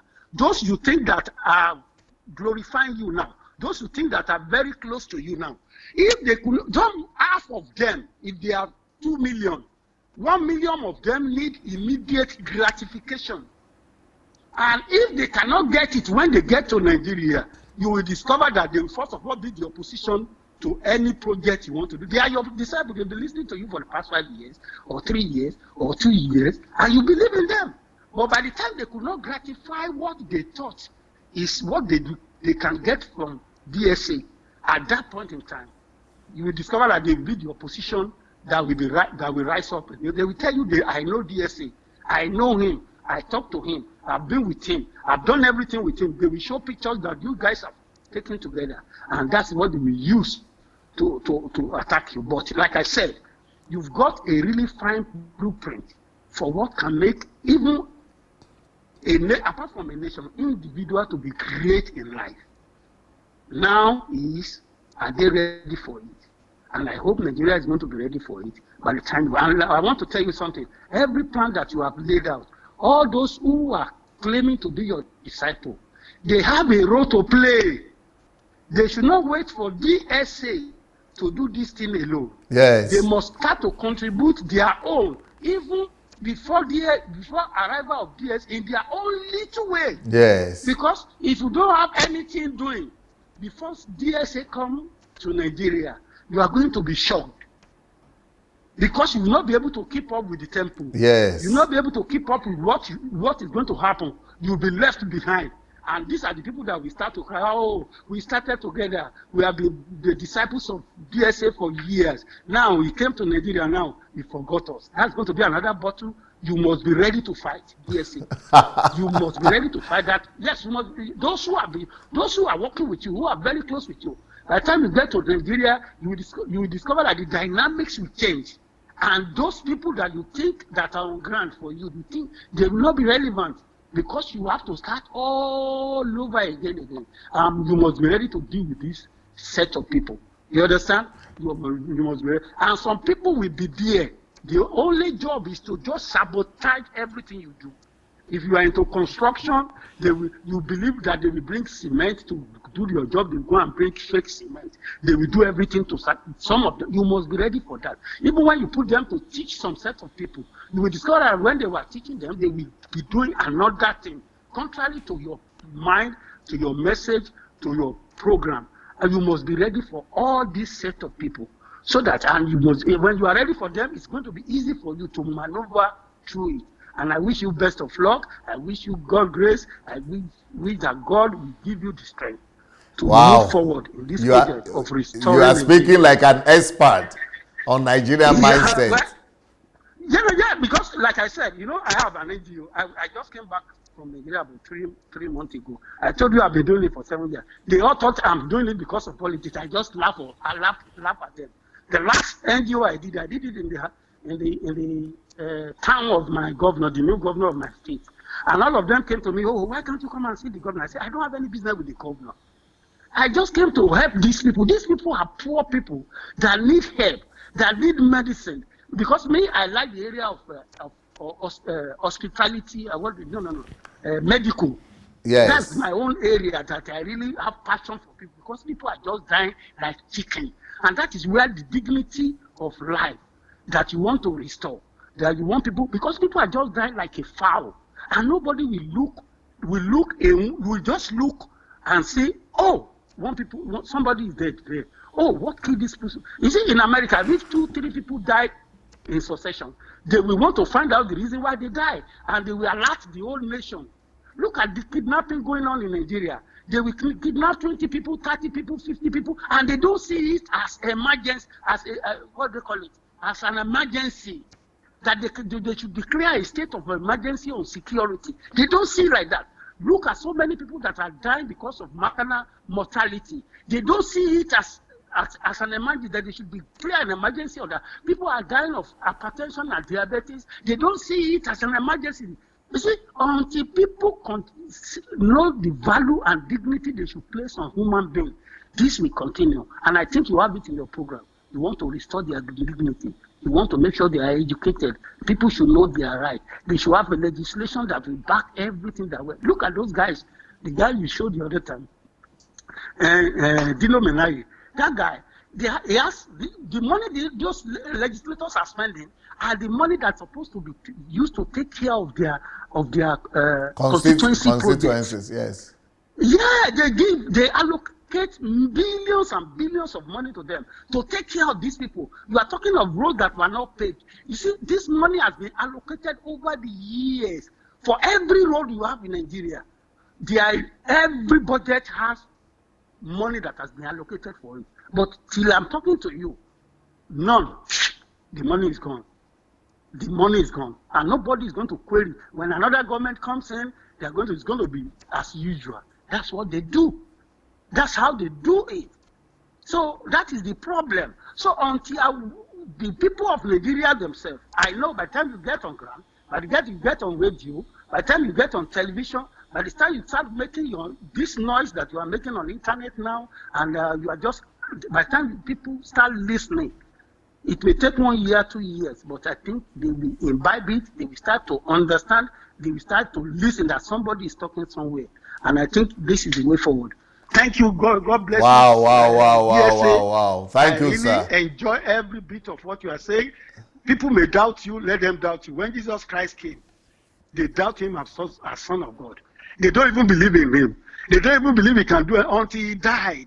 Before the whole world got to know that somebody somewhere has gone through Jerusalem, Bethlehem before, and the name is Jesus Christ, before it become an household name. And that is what you are doing. And people will understand, People that don't want to understand will not understand. There's nothing you can do about that. That's what I see, DSA. God bless you. Project Nigeria, I will be part of it. I will join you. I've been making provision for it. And by the time we get on ground, we will all see. Thank you, sir. Thank you so much, Dr. Yes, sir. God bless. Yes, sir. Bye. Okay, guys. I'm sure we have many more callers. And this is my latest book. Ladies, forget about marriage. Build your life. In the name of building marriage, in the name of, oh, my marriage must work. People are destroying their lives. Don't keep on destroying your life in the name of marriage. Let marriage rest. Meanwhile, build your life first. After you have attained your goals, you have built your life, then now you can begin to say you want to build a marriage. Hello? Do you have a caller? Hello? Do we have someone online? Hello? Hello, DSA. Yes, sir. Good evening, sir. Good evening. Who is calling, please? Yeah, This is Oshibajo Michael calling from All the way from Lagos. Lagos, Nigeria. Were you able to listen to this program from the beginning? Yes, man. I've been following it from the beginning. I was here with my pastor and some of my pastor friends. We were here listening together. Tell me what the impression from Lagos, not just your own, but their own too. Yeah, so while we were talking, we were just picking out the points and doing a lot of analysis and all that. And first of all, sometimes when I hear you and I hear your passion, and you there's a way you reverberate some of the things that are happening around us, with statistical proofs, data, that it makes us look like maybe our negligence to a lot of things is just becoming a normal lifestyle. But when you bring those data up, and then you say it read it to our ears again, it shows how much work needed to be done. And so I have to first of all commend you on that. It's amazing how you passionately bring these things back to us as a reality, so that we know where we are. Because some of us, we are living in the illusion of our own world, our own cycle, our own environment, and we just think that, how can this person be saying that he can do this in this place, or how can Nigeria is not that bad, our country is so good? Because when we look all around, everything seems to be like, at least it's okay for me, so I don't care what happens to other people. But the statistics shows that we are just a tiny dot in the equation of things. And you made a statement today that the fact that you drive a big car or you live in a big house in a country where there are millions, hundreds of millions of people that are poor, means that even you, with your big cars and your big house, you are a poor person. So I really have to appreciate you for that.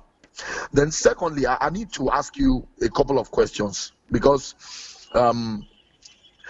when I look at all the plans, I know you didn't really go into details of the systematic way you're going to carry out some of those things that you have shown, highlighted the problems and how to solve them, but you just gave like an holistic view of, how the places you want to touch. But my first question, especially in the place of infrastructure. In the place of infrastructure, I know the first question I want to ask is, in your project, in your plan, in your system, is there any place where you have plans to, how do you intend to work with the government in actualizing some of those things? Yeah, that is going to be my biggest challenge in all the problems that I see in Nigeria. The biggest one, the biggest challenge for me personally, is going to be with the government. I don't want the government to stand on my way. Believe me, Michael. I have a way. I know the way to make them to do what I want. I know how to make. I know how to force my way and make things unless they kill me. But otherwise, I know how to get my goals. But I don't want to use it because I don't want to do a lot of things. I just want the government to, I just want us to be on the same page with the government. I like that. I like your response, because it's like you have a glimpse of what it's like to work with the government. Let me just give you a scenario. Let me just give you a typical thing to expect. What to expect. Okay. You see, DSA, there are a lot of Nigerians. There are still a few Nigerians that have conscience, that have passion to do good. I believe it. With their own personal resources. Okay.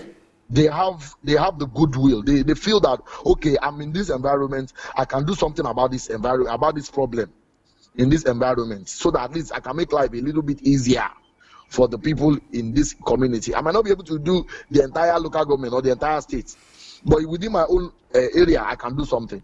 But some of the biggest challenge they face, even in that small place, the government will frustrate their efforts. Let me use my area as an example for you. The area I stay, if a set of people came because they have a property in that area, they are building a commercial property in that place, like an hotel, and they felt, okay, because they're building an hotel, that place needs to be accessible so that people can easily it should be more tolerable. It's so easy for people to go in and go out and all that. There is no way you will want to do road with your own money. It's not as if you are asking money from people. You want to use your own money to do the road that everybody will use, and the people in the community will benefit from the road.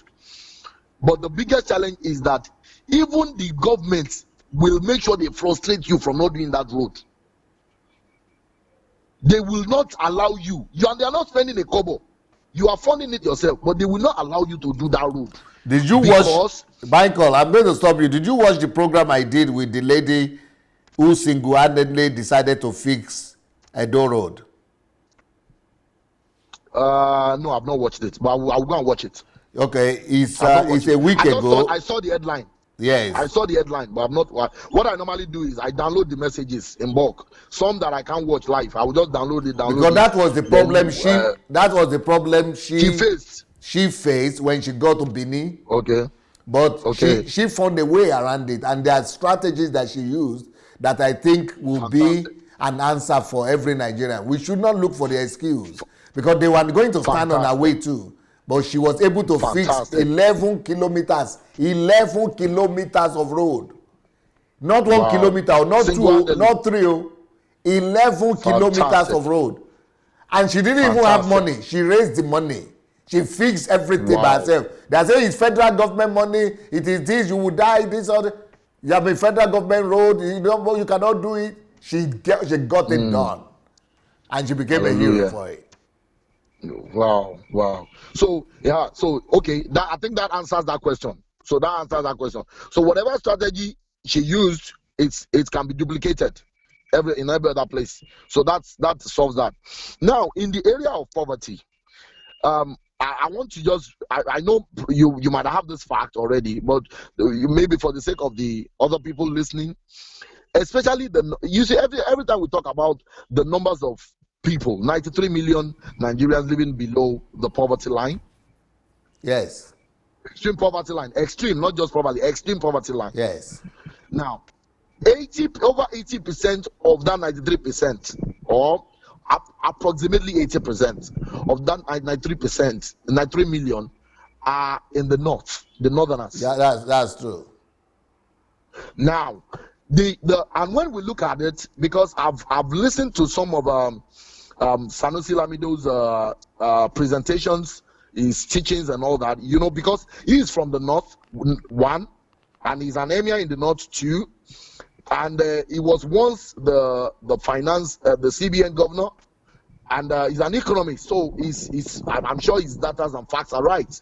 So in all, he understands his people. Yes. And one of the things I found out is that when you look at Nigeria, when you separate the northerners from Nigeria, it almost look as if, how can they be saying that Nigeria is extreme in poverty? Because when you look around some of the western side, poverty all around, poor infrastructure, but not as bad. Now, and this man was able to highlight some of the reasons behind it, which you have done a lot of thorough teaching over. So we don't need to come to that because poverty has its own roadmap. If you follow the roadmap, you can know that, okay, for somebody to get to this point, this must have been the reason. Now, the challenge now is for an average northerner, because I told you I married from there. I married from Katsina. That's Buhari's state. There is a typical way to think. And that thinking is that they already settled, maybe because of their culture or their religion, that, well, some of us are supposed to be poor. And some of us are supposed to be rich. So some of us we that are poor, we are supposed to be depending and be hailing those people that are rich. So some things are not meant for us. It's meant for these people. We are just supposed to be a dependent. And I don't know whether that thing is a cultural thing. And that is why you will have a gateman, a northern gateman who is earning maybe 30,000 naira a month. He will have 17 children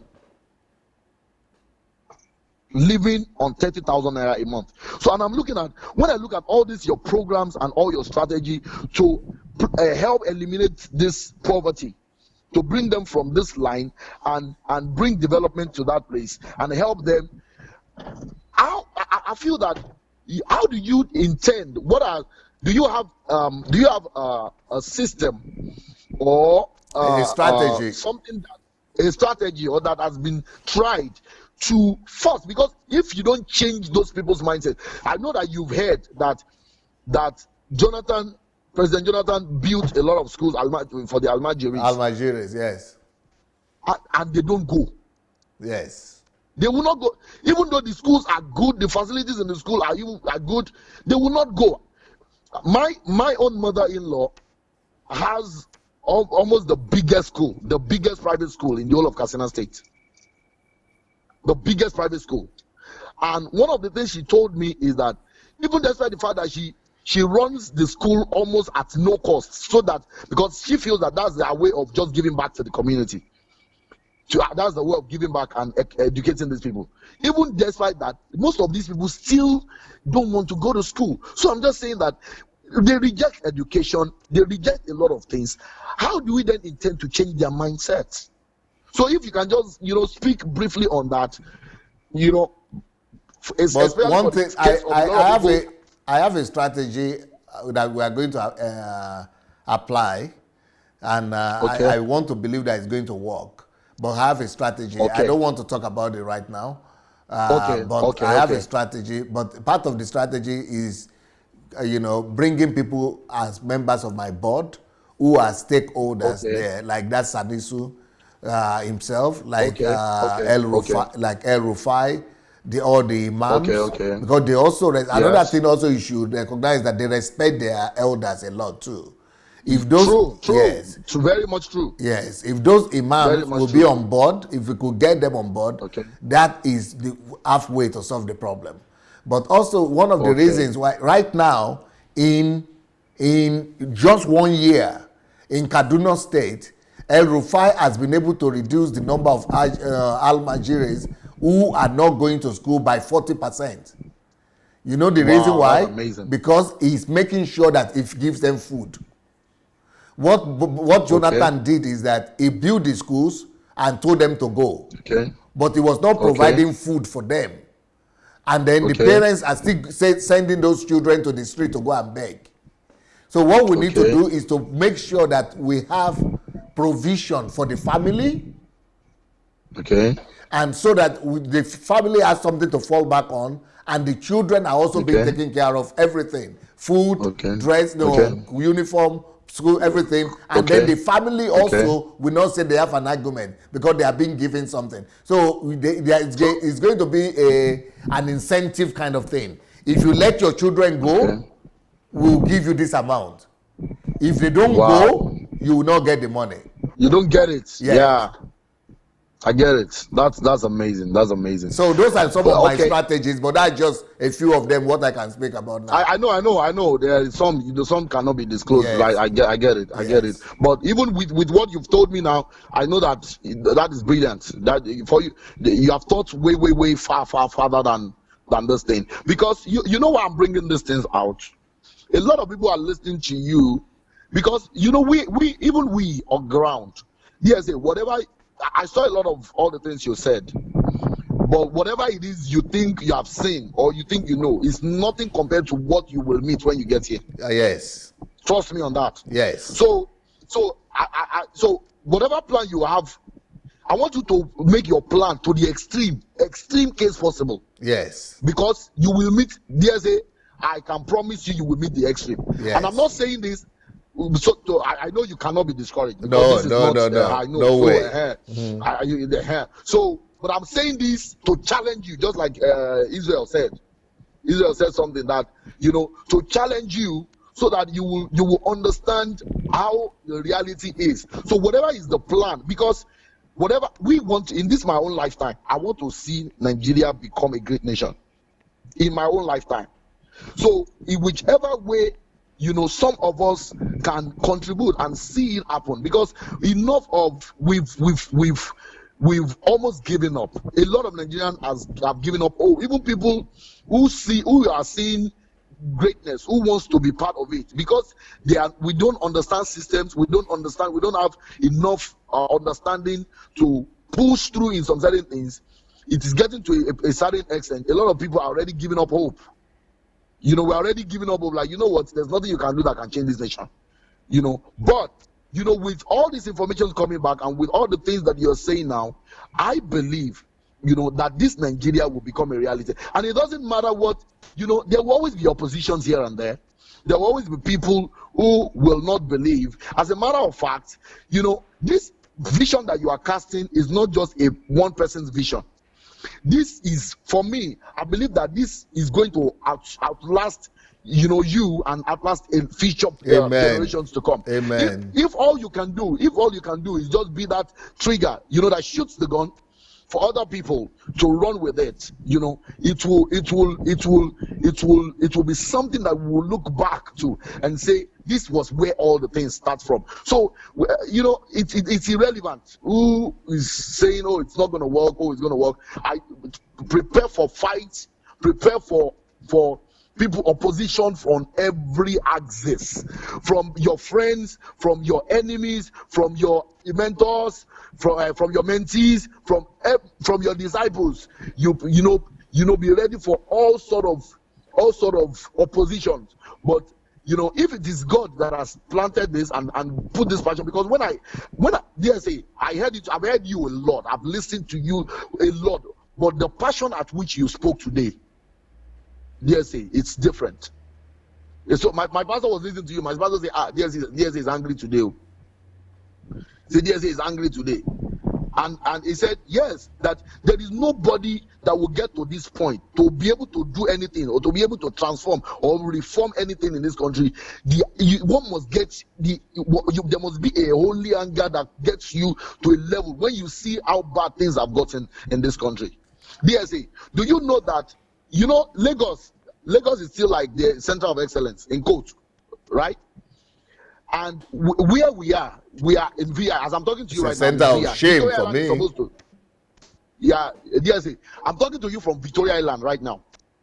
I'm talking to you from one of the most expensive landed property in Nigeria. But DSA, do you believe that right here where we are, we have extreme poverty?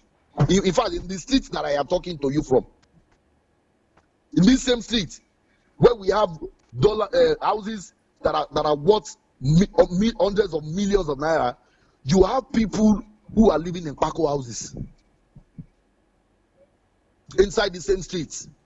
Do you know that our hospital? I had a case with the hospital.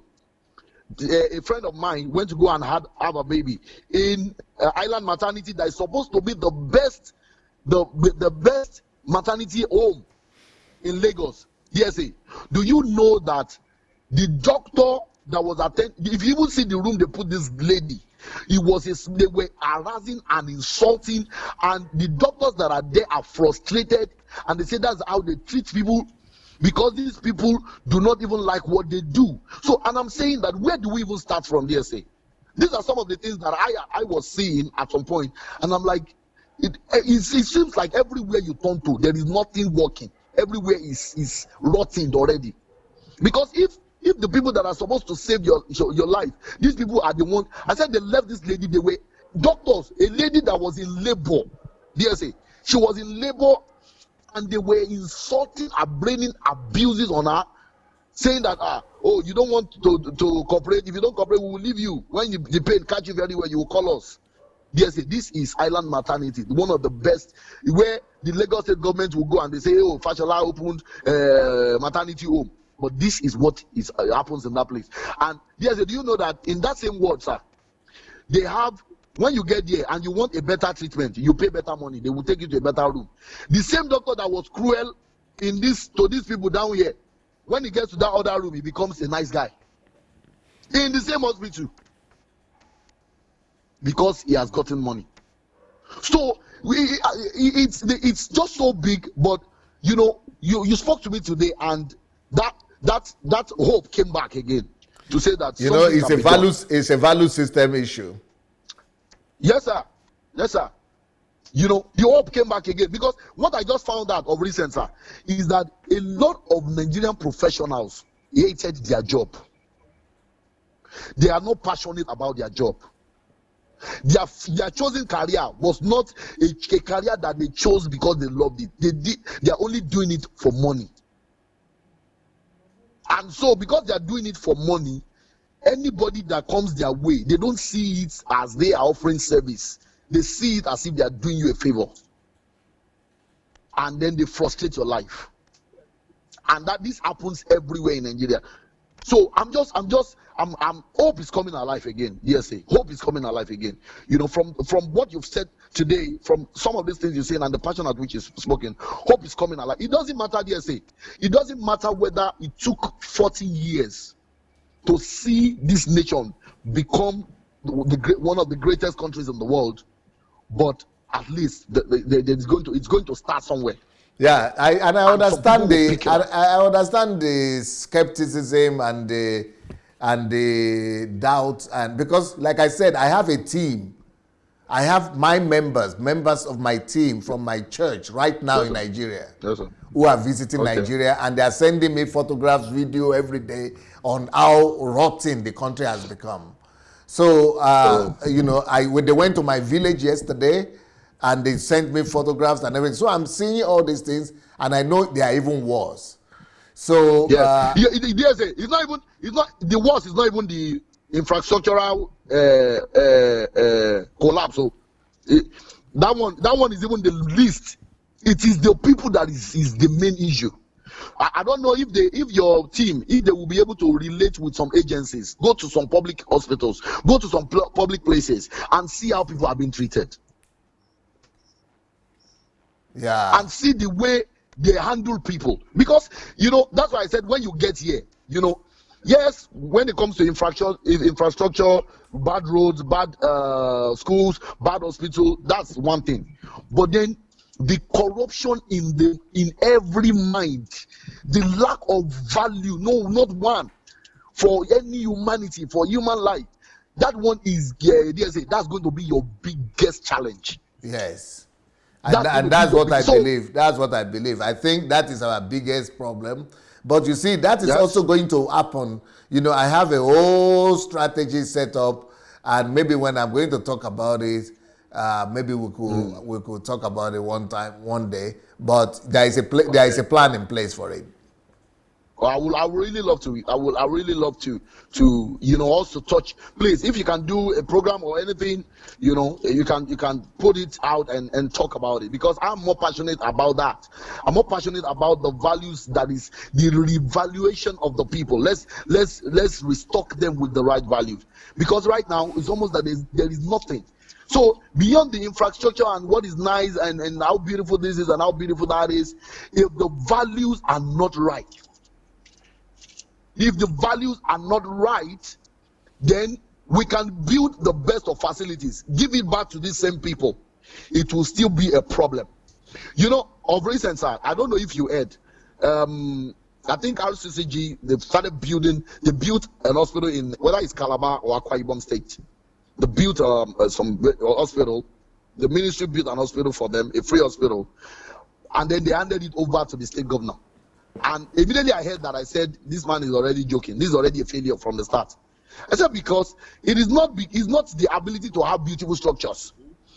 You are building a structure and you are giving it to a failed system. Yes. People whose value system is zero to run what you are building. I said, go back there and check it in the next three years. That place will have become rotten, if not worse than what was available. So I'm going to want to wait to see you talk about it at your, I don't know when it's going to be, but I'll wait. Talk about, you know, the mind shift, the paradigm shift up here for every Nigerian. That is where our biggest fight is. That's going to be your biggest opposition. I know you're already having a bite of it, small, even in Ukraine. Without you coming here already, sir. Without you starting anything, you're already feeling the mindset, small. Yes. So it's about give me, I give you. What do you have to offer? Yes. And I like the statement that Israel made when he said, Nigerians, we don't believe in free love. It's not possible. You cannot love us for free. So even if you are loving us for free, we believe that you have an hidden agenda. So we are looking with every angle. What is this man up to? So I'm sure you are already seeing that already, even from people that are close to you and all that. They will show you, and that those ones are even a tiny dot of the ocean. When you get here, there's a buckle up. But I know that you are tough. I know you are tough, and I know that it's only people that are made for this kind of thing. It's not everybody that can do this. It's not everybody that has this kind of stamina to engage this kind of thing. So I know that God, this is what God has built you for. In fact, Ukraine is not really the project. Ukraine is not it's not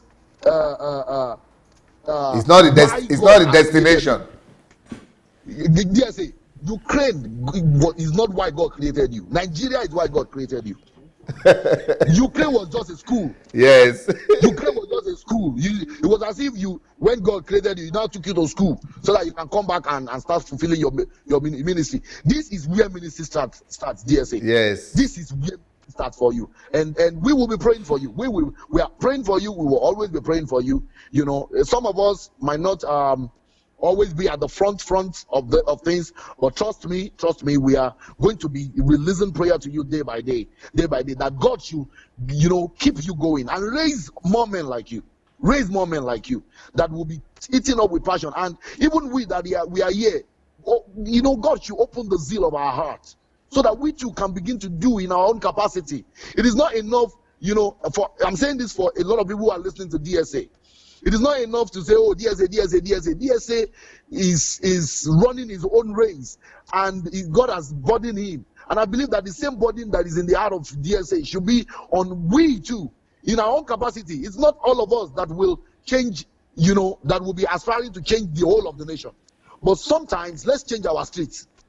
Sometimes let's change our house, our flats, with our neighbors. Let's start from there. Let's all start doing something. Let's all start, re-educating the people on the right values. And I believe that as the people, as the seeds of the people begin to increase, these values will begin to spread. Let's all start standing for righteousness one at a time. Let's all start standing for godliness one at a time. Let's stand for love one at a time. Let's stand for brotherhood one at a time. And before you know it, it will become the standard of our land. So, yes, I appreciate you so much, and we will be praying for you. We will be praying for you. Thank you so much. Thank you, Michael. Very good. Very good. Powerful. Ooh, wow.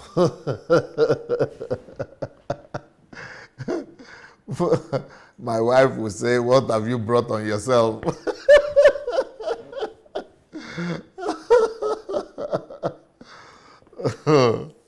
Well, she's very wise, so she just stays out of it. Just that you bring about yourself, that you God call, make you help you through. But God has not made a mistake. God has equipped me. He has prepared me. He has taken me through a tough and rough road of preparation. He has taken me to the wilderness, behind the iron curtain, to equip me for this hour. And when I'm ready, when he feels that I'm ready, he will let me go. I think we have a caller. Hello? Hi, DSA. How are you? Very good, man. Who is calling today? This is Lola Love. Lola Love. It's been a while. I know it's been a while. This is a topic that is really on my heart, it kind of stopped everything I was doing during my day. Usually, I would watch the replay of the show because I myself am a bit busy these days. But I just wanted to add to the whole program and everything. First, I want to thank Brother Isreal. Brother Isreal, yes, for bringing this and always having an eye out for a program like this. So that's such an amazing job that he's doing on his end as well. For you, I mean, this is not something new to you. I look at all the structure and I know that you're just scratching the surface of what it is that you already have planned for Nigeria, for the change that you have at heart and everything. And I think it looks good aesthetically. That's what I want to say. It looks very good aesthetically. I mean, irrespective of the challenges you're going to meet or whatnot. I mean, I don't think a challenge can stop a vision. I don't think a challenge can stop a dream. And I don't think a challenge can stop somebody who is determined and who has a plan and who has not just a plan, a workable plan. So, I mean, that's all I really wanted to say. I think the other callers said a whole lot, a mouthful of what I believe you already know. When it comes to when you know you're going to a country, you know there's going to be things that are already foundational structure that is already there, which you have to uproot and then you bring the new structure, which will make your plan work. Because again, this is something that is a vision. This is something that it isn't just something that you came up with overnight. It is a structure, and at the same time, it's like you said, you just showed us the logistic of it and just scratching the surface. But even as a visionary myself, looking just on the background of everything you're talking about, how the presentation, I know that there is more deeper things there, and it's not something that you may want to talk about and tell people how you're going to do it, because again, it's not about you talking, it's about what you know that you are capable of doing. You understand? Yeah. So, you know, I mean, it look, I think aesthetically, I have to say, aesthetically, it looks great for Nigeria. And you already know the mindset of the people you're going to meet. You already know how to take care of that. I believe strongly in this vision, and I believe strongly in from the day that you started saying, I have a plan that will change Nigeria in 10 years, I totally believe in that. Because again, when you can, before you even start talking about the Nigerian or whatever, you started with the church, okay? Yeah. And as much as people may want to say, oh, DSA is this, DSA is that, or he has an hidden agenda, or whatever they want to say, at the end of the day, when you started with presenting the truth to the people of what is going on in the church, and, you know, coming up with all this stuff with the Bible, with the word, and showing the people, the same people that they have enslaved for many years, the same people are seeing change. The same people who, even though, you know, the pastor are telling them, don't watch DSA because, you know, he's bringing, is shaking tables or whatever, and is causing division or whatever, the lies they're telling them, even though we may think, oh, these people are not watching it, they watch you, but the change is coming in their churches. You know, we're hearing, we're not deaf, we're not blind. We see what is going on behind the scene. We see what God is also doing, because we cannot take away the man behind the scene that is just using you to you know, portray to the world. Yep. But at the end of the day, we see what the man behind the scene is doing, and we see how it's working in the church. So I 100%, and as I told you before, you know, even I myself, I would like to get in that office of the Senate or anywhere in the governmental arena where I have a plan or things that I believe, if I go to Nigeria, this is what I want to see. There's a burning passion of things in my heart that I have in my mind that, okay, if I go here, this is how I can get this change to bring about. You know, and some of the things you talk about in your own presentation or whatever. But I mean, I just believe that it's just so many things that, you know, if you want to have a change, you have a plan. And I believe in your plan. I believe you have a great plan. I believe it will work for Nigeria. And I believe, irrespective of the, you know, the objection or whatever that is at ground, it's still going to work. Beautiful. Beautiful.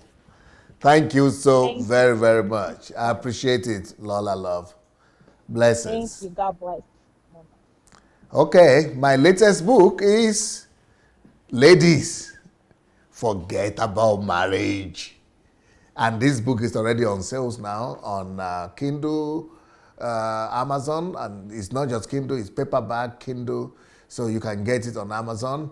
And yeah, you know, go get your own copy on Amazon. And it's on sales.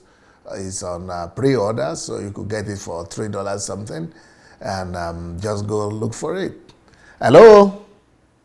Oh, hello, DSA. This is Ovale King. I'm calling from Houston, Texas, in the U.S. Ovary. Yes, Ogale, Oghale. All right. How are you doing, my Thank you. sister? Are you calling for the first Um, time? yeah, Ogale. this is my first time calling. Yes, but Yeah. I've But I sent see you. emails before. I see your comments all the time. Yes, yes. How are Thank you, you so Sister much. Ogale? I'm doing great. Thank you so much.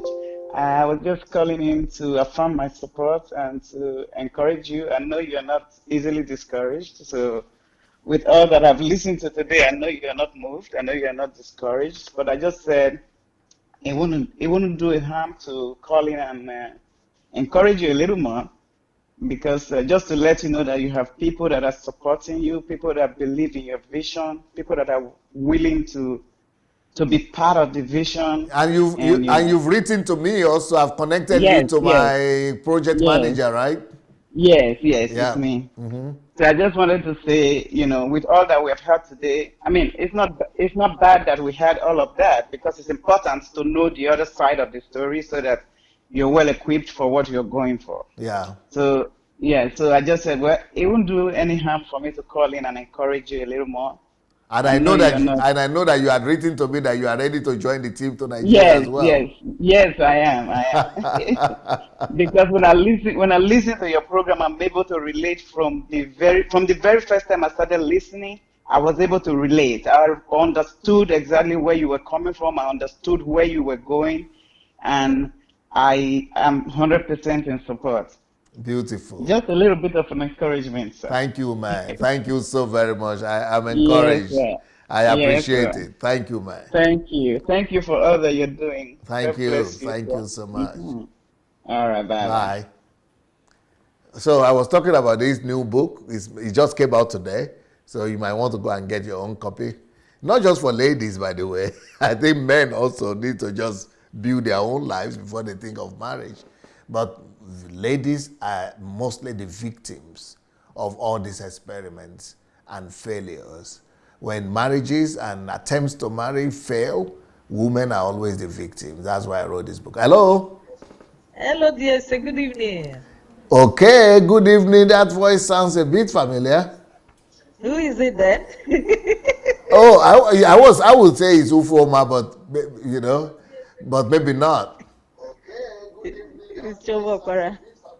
Ah, It's Chioma Chomo. Okwara, yeah. But why did you put on you didn't put off there is I'm hearing Oh my yeah, own yeah, yeah. voice. It's true. Let me lower it. Sorry. Now I know. Yeah, it's I'm Chioma fine, Okwara. sir. Yes, Chioma Okwara. How are you today? Oh God, I'm fine, sir. Thank you so much for this program. Although I did start it from the beginning, but where I watched is amazing.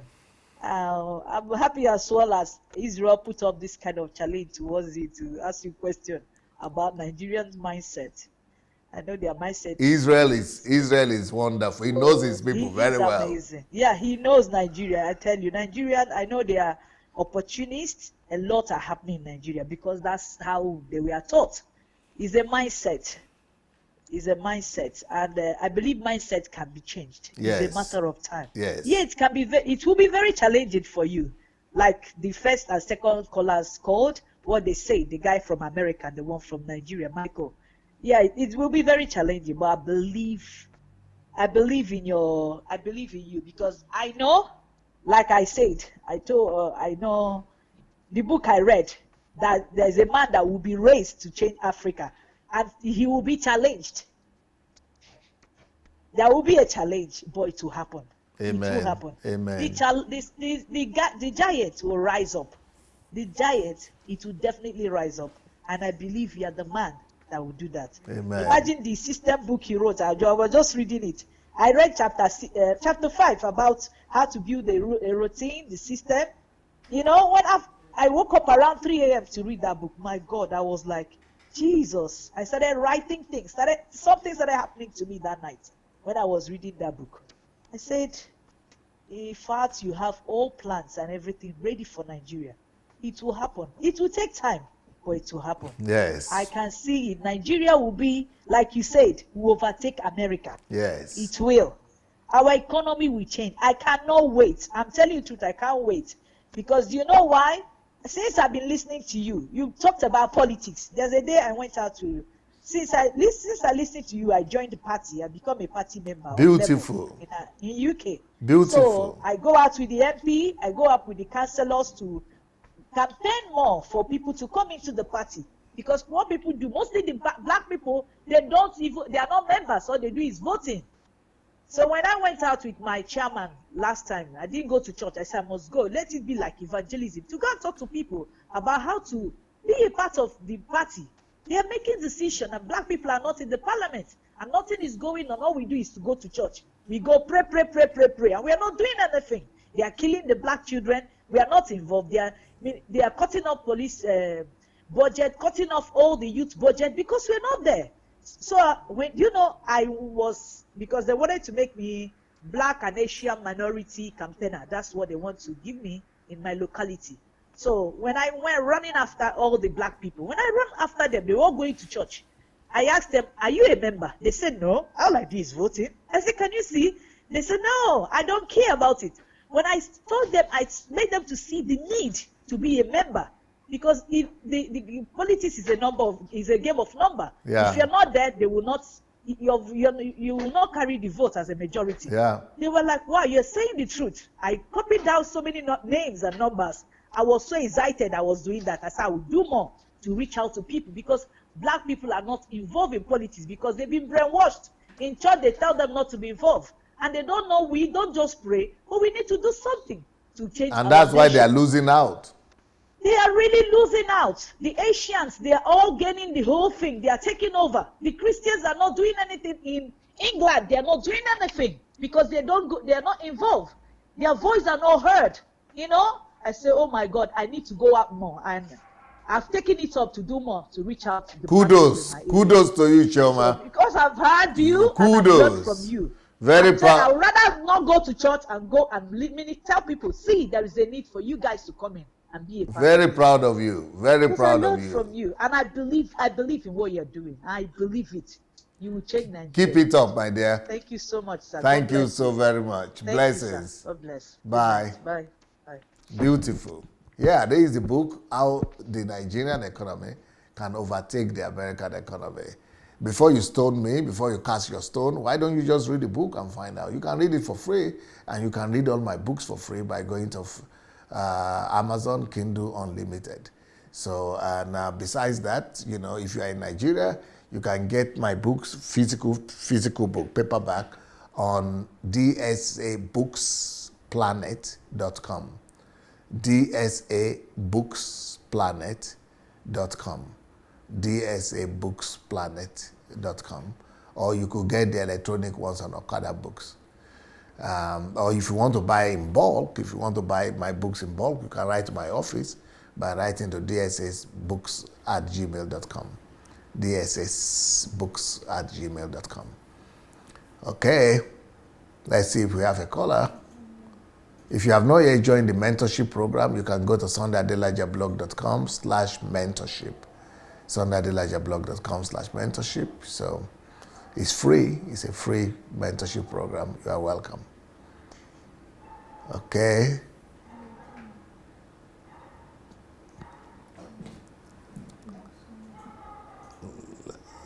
Do you have a caller? DSA. Hello. Good evening, DSA. Good evening, sir. Who is calling from where? Yeah, DSA, longest time. This is Martins from Nigeria. Wow, it's been a while, Martins. Yes, from Lagos. Yes. DSA, how you doing, sir? Very good. I hope I'm fit. Very good. Were you able to listen to the program today from the beginning? Yeah, well, I could not because it has been raining. The weather has not been okay, and we know once rain falls, either you don't have lights or your internet is being affected here in Nigeria. So I hope my fellow Nigerians understand what I'm saying, because once rain falls for Nigeria, it takes about 3-4 days before the light comes up. My God. That's to tell you how messy. It's not their fault. They'll only tell you they're trying to dry the wire. That's to tell you how messy. As if rain don't fall in other countries.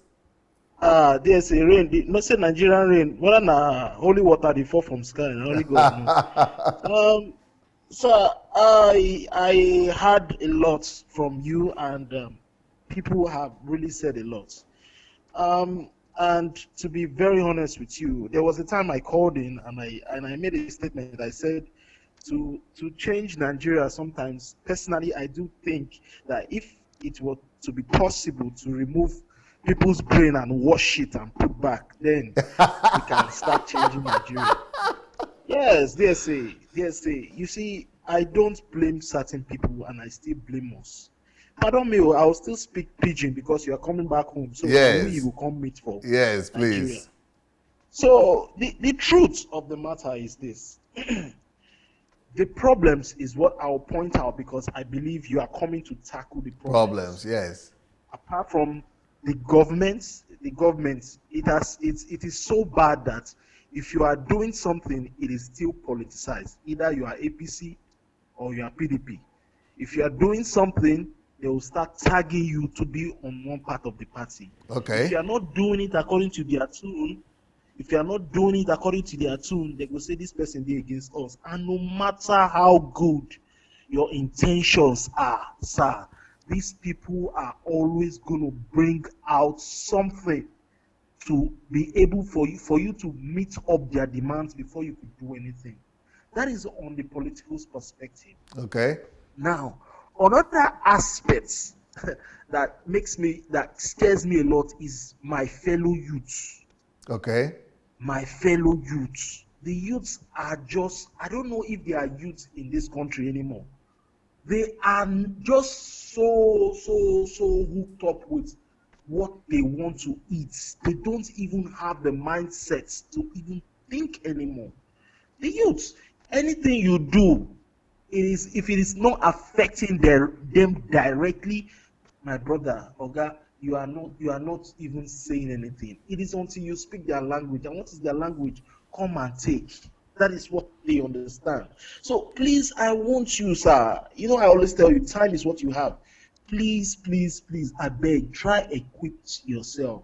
Because now it is we the Nigerian people. Sometimes I say something like, when I day outside the country, when I don't really understand, you guys can see, but you cannot feel what we are feeling here. Yes. It's so intense that I don't blame certain people that will laugh at you and say, can you change Nigeria? Yes, the suffer don't twist so many people's brain. Imagine a generation being born into this. Some people have died in this line of suffering. So when they think like that, when they start questioning you like that, you don't have to say it as if they are trying to obstruct you. Rather, they don't see any possibility of change anymore. Yeah. That is the truth. It is like those back then in the land of Israel when they were in Egypt. You know, generations came and left in that slavery. So I just imagine how Moses would feel when he told them that there is hope for them. Because to them, God has forgotten them. I think that is the stage, that is the mindset of so many Nigerian people. Yeah. You know, so please, I'll keep encouraging you. You're doing your best. We know, we believe we can. But I think most times is where will DSA start from? Where can we start from?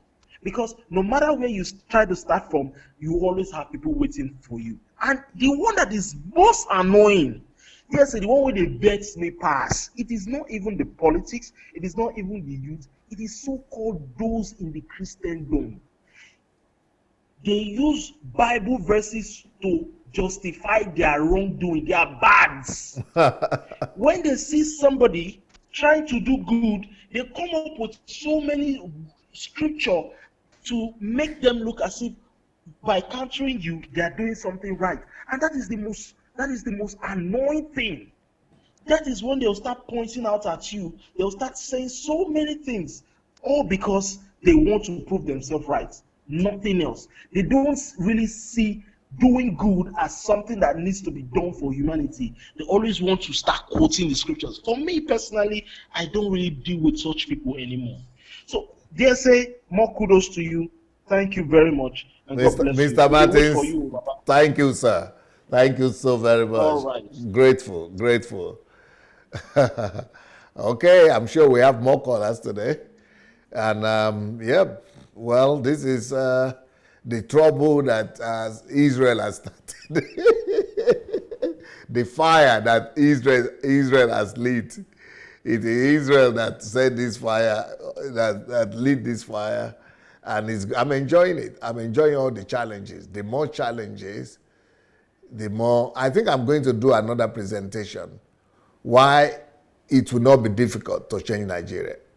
I think I'm going to do a presentation on that. Hello? Yes, yes, sir. Good afternoon, sir. This is Solomon Raj. Yes, how are you, sir? I'm doing well. And From how are you doing, sir? Massachusetts, eh? Correct, sir. From Massachusetts. Yes, sir. Yeah, this is, I actually listened to you, even though I've been listening to you, but every time you come on stage talking about Nigeria, you always come with a different passion. You talk about Nigeria the way you talk about God. Yes, about sir. knowing God. Yes, sir. Yes, so we can clearly see those passion in you. And, you know, nobody ever heard of this. We've never heard of somebody coming to change a city, not to talk of A country. a nation, Yeah. a country. So the ideology is so big that we can't comprehend it. Yeah. But those of us that have been listening to you, initially we have no belief in you. We don't even have this trust in you. But today, the level of trust we have, we ourselves, we can feel it. Yes. We are even beginning to change other people's ideology about this. That's good. Because we now see that this thing is possible. It's possible, even though people are crying about frustration. Like yesterday, I was talking to somebody back home, and he was telling me how frustrated they are. And I said, see, I don't have anything to give you. I have a book I can buy and send to you. I have the electronic copy. Just go read it. And they said, okay, please send it to me. I just send it to her. But what I'm saying in a nutshell is that, DSA, there are people that are waiting for you. Amen. That they are ready to fight against opposition without you knowing it. Wow. They will be fighting it on their own while you are doing your own. Yes, we knew that definitely, like what you've started is about the church. And our biggest problem is right. That is the church. If the church can get this right, then it will be so fast for us to overcome this. Yes, sir. Once the churches can come to terms, in fact, by now I expected that some of these GOs should be able to humble themselves and call you and say, see, we want to partner with you in this. Let's put away Christianity, let's put away. But this that is about, that you want to touch life, not just a single life, but you want to touch generation unborn. You know, so the churches should come now and partner with you in truth. And say, see, DSA, this vision you are talking about is heavenly vision, and it's about the kingdom. Then we can start running together instead of them fighting you, or even, I don't even know what to call it again. But this is real truth now. We are suffering. Yes. It's so glaring. Everybody can see it. The GOs, they have the strength. I mean, they have the population. They can control the crowd. If 3 of these GOs can sit down with you and discuss this thing, I'm telling you, the nation will change as fast as we can't even imagine it. But none of them are coming. Yeah. Because this God of Mammon have sealed their hearts. This thing is possible. We just need few of these men to come and work with you. And we ourselves, we can also work with them, because one GO can control billions of people by just installing knowledge, by just telling them that, see, this is the right thing. It's a shame. But one thing is that the more you talk about this thing, DSA, the stronger our faith. And people also that are listening, they will know as you said, truth cannot be hidden. Yes, sir. The truth itself will dig out all those opposition. Yes, sir. Politics is there. These GOs we are talking, they control the politics. That's what I'm saying. They are the one controlling the politics of the nation. Yes. If they can come and sit down with you, the political arena, the religious arena also will change automatically. Yes, this is sad. I feel like sometimes my heart bleeds. as if we are just doing it. We are doing it for our own self, for our children and children unborn. Yes. How long can we live like this? But that's why we must do this thing in our generation. At least we must start it in our generation. DSA, we just have to do this in our generation. Yes, sir. Thank you very much, sir. Thank you so much. Thank you. God bless. Bye-bye. Wow, wow, wow, wow, wow. Amazing, amazing. Well, I'm sure we still have callers, right? What can I say? I don't want to argue with anybody.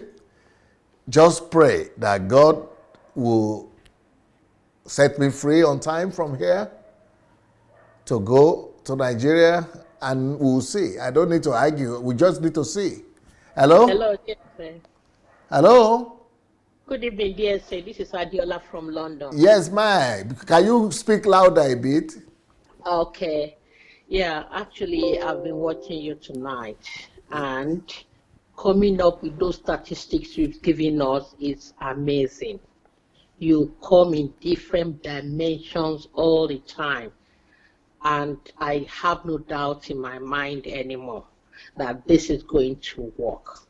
You've already ruffled the feathers of whoever they are, and the impact is already starting. So definitely there's nothing going to stop it. If Sanusi Lamido can say they should, I mean, I read most of the news from Nigeria. It says most should be turned to schools. So which means education is very important. Yes. And that is part of you outlined everything tonight for us. I mean, if the mind is educated, definitely the mind will have more values and know. I mean, I was bleeding in my heart when you gave some, things out. No running water, no toilet, no food. You name it, the basics of life. Nigerians are denied of it. And we call that a country. It's no country at all. I go home every year. Since 31 years I've been in this country. And it's always getting worse and worse and worse. And the reality just came in now that you came out. So I will just pray and be, all out that yes, Nigeria will be good. All what you want to do will be possible. Transformation Amen. Is coming over that country. Amen. They like it or not, it will come. Regardless, the last caller telling you to partner with GOs. No, you don't need them. Yeah. You don't need them because your heart. Do you remember in the Bible, God says, David is a man after my own heart. Your heart is for Nigeria. There is nothing that can stop it because nobody can get into your heart. Yeah. That's a basic fact we should all know. So it is going to work. It will work. This generation will, and the next one will not suffer. Amen. They are suffering now because this is too much. I call home regularly. No pension, no food, nothing, no life. I'm sorry, it's too much. I can't. Wow. We can't. It's so. If anybody knows the condition of life, we in diaspora, none of us go home very, often to see. Because seeing is believing. When you see something, that's where it will hit you over. I went to the market. There are the 5 to 6 year olds that, sweeping rice that the rice seller, put on the floor. And then they go home to go and, how we go, sieve it, yeah. Oh, no. It's so heart-wrenching. Yeah. What I had tonight really worried me a lot that, no, nothing is going to stop it. you will do what God has sent you to do. Amen. If they read and know what it is to survive in that Russia communism, everybody will understand how you have been made tough enough to face the problem of Nigeria. Yes, there's opposition. They've lived in too much darkness, in too much lies, that it will take the mercy of God to take all that out. And it doesn't take God a second to do that when there is a willing worker, when there is a willing servant to do it. So don't worry, it shall be well. Amen. It shall be well with Nigeria. It shall be well with you. It shall be well with all the team that you are going to transform that country with, in Jesus' name. Amen. Thank you so much. Thank you, man. Thank you so very much. Blessings. Wow. You know, what is surprising me, like this presentation that I presented today, why is it that politicians are not doing this? These are the things they are supposed to be talking about. These are the things that politicians are supposed to be addressing. It's not me who's supposed to be addressing this. What about the GOs and the bishops and the pastors? They are just building their own churches and their own empires. These are the things they are supposed to be addressing. What about the elite? They are consumed about their own survival. Hello? Yes, hello. Hi. Yes, sir. Who is calling from where? This is Obi Wuchukwu. I'm calling from London. Yes, Obi, you are the doctor, right? Yes, I am. Yes, sir. Honestly, the surgeon. Every time you bring this issue, yes, I am a surgeon. That's right. Every time you bring up this issue, it touches a raw nerve. I'll be very brief here because I've been told the time I have is limited. Yes. The truth of the matter is that before this issue, this vision you share has been one vision that's been in my heart for a long time, even before I met you. Wow. So you're the first person that I've seen that shares this vision. Now, the thing is, I've been in the UK, similar to you. I've been here since 1990. Wow. And I believe it's just something, a hunger. I've never felt it's easy to stay here until I retire completely. But I just feel that Nigeria has a lot of potential. We'll have people, it's a rich country. It just needs people who are kind of fixed about helping to sort Nigeria out.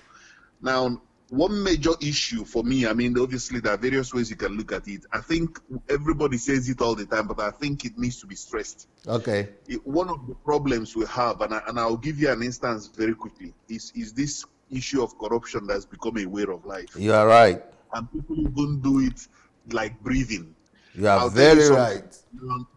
I work in one of the large teaching hospitals in London, and I kind of do oncoplastic breast surgery. Okay. Something happened a month ago that just, I thought, I've never felt that way. But you know, like when you feel like they let the land just open for you to hide, for you to disappear. Well, there was a lady, quite a well-off lady from the southwestern part of Nigeria. She kind of, unfortunately for her, she had like a lump in the breast.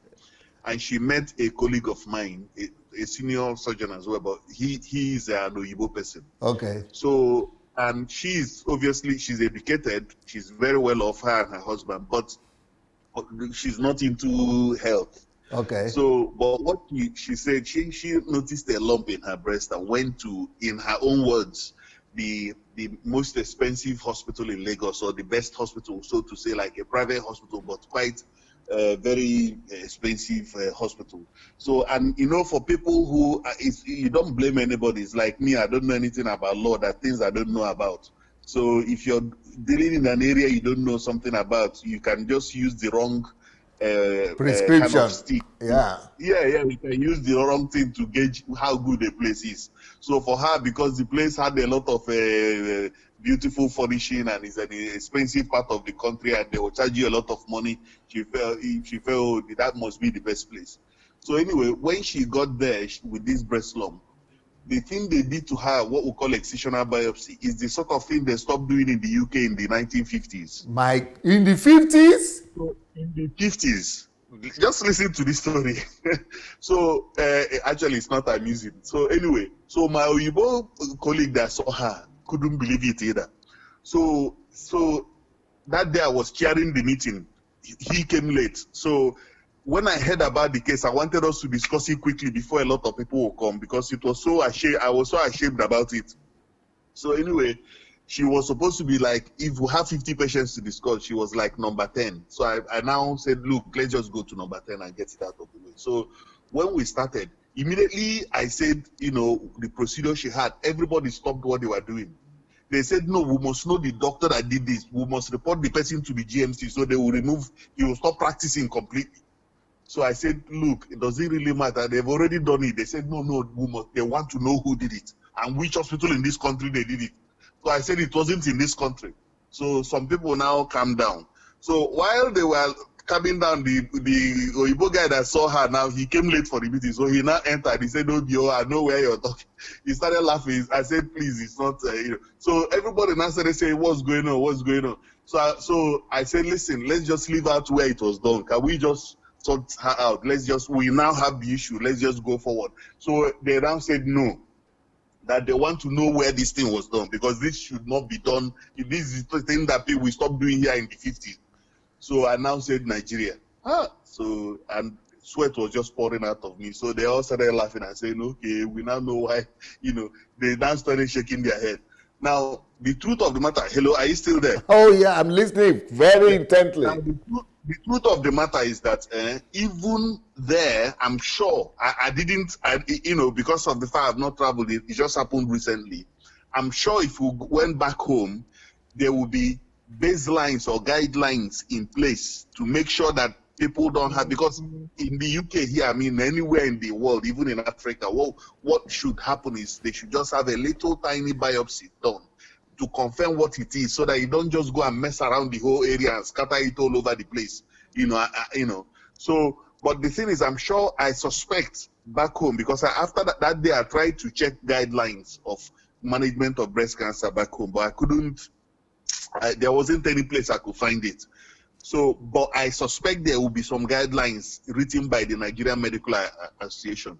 But you see, the problem we have I was telling you about this corruption thing is, maybe whoever it is who is the permanent secretary or who is supposed to be checking this guideline, people will just be bringing envelopes, every end of every month, or maybe 6. I'm not saying it's happening, but I suspect that's why people can get away with doing stuff like that still. That's the first thing. The second thing is, any place at all, in a civilized society, there should be some sort of, general guideline, a way of monitoring. Like in this country, we'll have what we call CQC, where people visit hospitals, whether private hospital or general hospital. Now, somebody I ran into on the tube of all places in London, who works for the Ministry of Health back home, told me that they have it. So if they have it, now, the only reason it cannot be enforced, therefore, is that it's just this corruption. Corruption. You can't take it. By the time you've taken an envelope from somebody, you can now go to that person and start checking what they're doing. Yes. And it's just free for all. Somebody can just graduate as a medical doctor that still doesn't know anything, that just needs to start learning to practice. The next day, they will just go and open, maybe they finish their youth service, they will go and open a clinic and employ a nurse, and they have a hospital. And nobody can check, there is no way of anybody monitoring what is going on, how many people are dying, how many cases they're having. There's no sort of audit. Anywhere in the civilized world, you need to have audit. And say, okay, this month we had so many infections, we had this amount of complications, we made this mistake, we've learned from this. Stuff like that doesn't happen. It's free for all. And that's the reason why I'm just focusing on health now. That's the reason why, nobody, even Buhari himself, he won't, I respect him, but they won't enforce it if they know that if their family are not well or he's not well, he will just come to London here. Yes. Assuming there's the rule that nobody, if anything happens, you must stay in Nigeria and be treated, then people will take it seriously. And, for me personally, I know if the opportunity ever comes, I don't want to stay here until I retire. I can stay here and retire.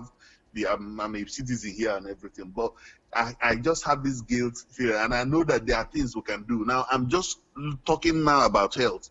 I'm sure if you look at other areas like aviation or law, it's the same thing. The same thing can contribute. The same thing, yeah.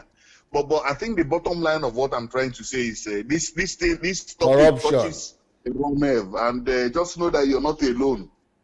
Some of us are very keen with folded sleeves. Whenever it starts, we want to be involved. I think that's the. Let me not take too much. Thank you, Obi. Thank you so Yeah. very much.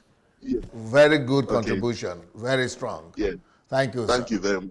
Yes. Okay. Take care. Thank Ooh, you. that is a sad, sad, sad case. And if I personally think, Obi, I think that we should actually make an attempt to take that case up with that hospital. I think that hospital needs to be closed in Nigeria. I think somebody needs to take that hospital up. And I think that thing shouldn't be, because they will continue to do the same damage and wreak the same havoc on other patients and other individuals over there in Lagos. Hello. Hello, DSA. Yes, sir. Is that Pastor Brother Charles? Yes, sir. Charles from Canada. I was wondering, in the middle of the program, are you really watching this? Hello. I was sober with the program. All right. So you are there from the beginning? Yes, I was there from the beginning. Okay. And, one of the things, like the doctor I just spoke now, he also said that he has had this sort of idea in his mind. Well, you know what sets you apart from everybody else, including myself? Is number one is I had this kind of idea before, but the problem is I never came up with a plan. The plan I had was in the area of medicine, which is to give people access to free drugs. Yeah. But you know what? It was too little. I was just looking at the size of my pocket to draw up a plan. So the plan was too little to even have any effect on the nation Nigeria. This is not to deter anybody from doing their little piece. 1% by 1,000 people will equally make a significant difference. Yeah. But we need a master plan that is big enough to drive the nation forward. Holistic, yeah. That covers everywhere. Yeah. Because today you talk about health, talk about education, talk about environment, talk about not just people having access to medical, but having a healthy environment, which is one of the things that we need in Nigeria. I know sometimes when you preach or teach, most of the time we understand what you're saying because we could understand English. But trust me, DSA, most of us could not fully comprehend what is at the back of your mind when you are making these presentations. I see. So I'll give an example. When you were at RCCG convention in North America, and you told them the good things they were doing right, how you respected the general overseer, and that Redeemed Christian Church alone can single-handedly submit the earth to the feet of Jesus. Yes, sir. It was then when I heard that, I was thinking, since they're everywhere, it's easy to go everywhere preaching. No, they don't need to preach everywhere. Each parish could be a resource center to distribute things to people. Each parish could be a workshop where people come during the week and learn how to do carpentry, how to do all these things. Because they have the structure in place already. They have PDPs. They have structures everywhere. Yeah. So they don't need to invent anything new. For you now, you have to go to their primary schools, rehabilitate it, and use it. They have all these structures already. Yes. The only challenge is they only care about the brand, not about the nation. But you see, I could now relate today to that message that, they could arrest the whole world not only through preaching, but the same facility where they could minister the word of Jesus to people can be the same facility where they could empower people and empower the society. So for them, everything is already, the structure is already there on ground. It's already there. They don't have to do anything extra. Nothing extra. Just to call Baba Sule, Mufuta or Carpenter down the road and say, come, I'll be training children how to plane a wood. We'll buy you electric tools. We have generator here that we used to collect money already. You will let us run it. But you see, there is no plan. And talk is cheap. I have a plan to do community health care for small communities. I want to start from neighborhood, but what is that in the scheme of Nigeria? So the big difference between everyone has this passion. Many people has this kind of passion, but nobody has an holistic plan. Nobody could see themselves in a position where they could challenge authorities to get it done, or to even see themselves having access to resources to do it. Because when you look at it, the first roadblock is, why is Dangote not doing it? Oh, it's too much of a problem. Why is Adenuga not doing it? There must be a reason. We'll make excuse why they are not doing it. And that is why China was built across the mountains, everywhere was built without them shouting the name Jesus. Wow. Malaysia was built, UAE was built. If you look at the chronological pictures from the 60s to date, it's unimaginable. Yeah. And these people do not have access to divine wisdom. Yeah. That is pure and holy. And yet, we think that Jesus is the one to build our economy. No. We only need a man that could believe in himself and that can steer everybody else up to take the bulls by the horn and fight for what is supposed to be. So either they agree or they don't agree that to have success on this earth, you need to have more faith in yourself than in God, because we already know that God can do everything. All of us already have faith in God. Why is nothing happening? Nothing is happening now. Even DSC, they have been calling on God 30 years to do But we know that it is God hears all prayer, but He doesn't answer all prayer. Even the one He will answer, you cannot force Him when He will answer. Yes. Because He's not deaf, He can hear, but He's looking at you. Oh, see my foolish children. The sons of this world are wiser than the sons of the kingdom. And He's there watching, waiting for someone that can take it. So I am not envious. I am not I am not wishing it was me. I don't even want it to be me. You go, I will follow. Amen. And that's my contribution for today. Brilliant. Man of wisdom. Thank you so very much, Charles. Okay, well, like I was saying, I don't know why. I think maybe, like somebody said, I needed to trigger this. Maybe the politicians will get to see this. Maybe some people will get to be. This is what we are supposed to be discussing. These are the kind of topics we are supposed to be discussing in our churches. These are the kind of things we are supposed to be discussing in our parliament. These are the kind of issues we are supposed to be discussing in our politics. These are the issues that's, that touches every ordinary Nigerian. These are the things we are supposed to be talking about. We don't even need to be politicians, our elite. These are the burden we are supposed to be carrying. Hello? Hello? Hello? Hello? Yes, sir. Good evening, sir. I hear you. Good evening, who is calling from where? This is today, Raphael, from Nigeria. Yes, how are you, sir? I'm fine, sir. From yes, sir. From Niger State.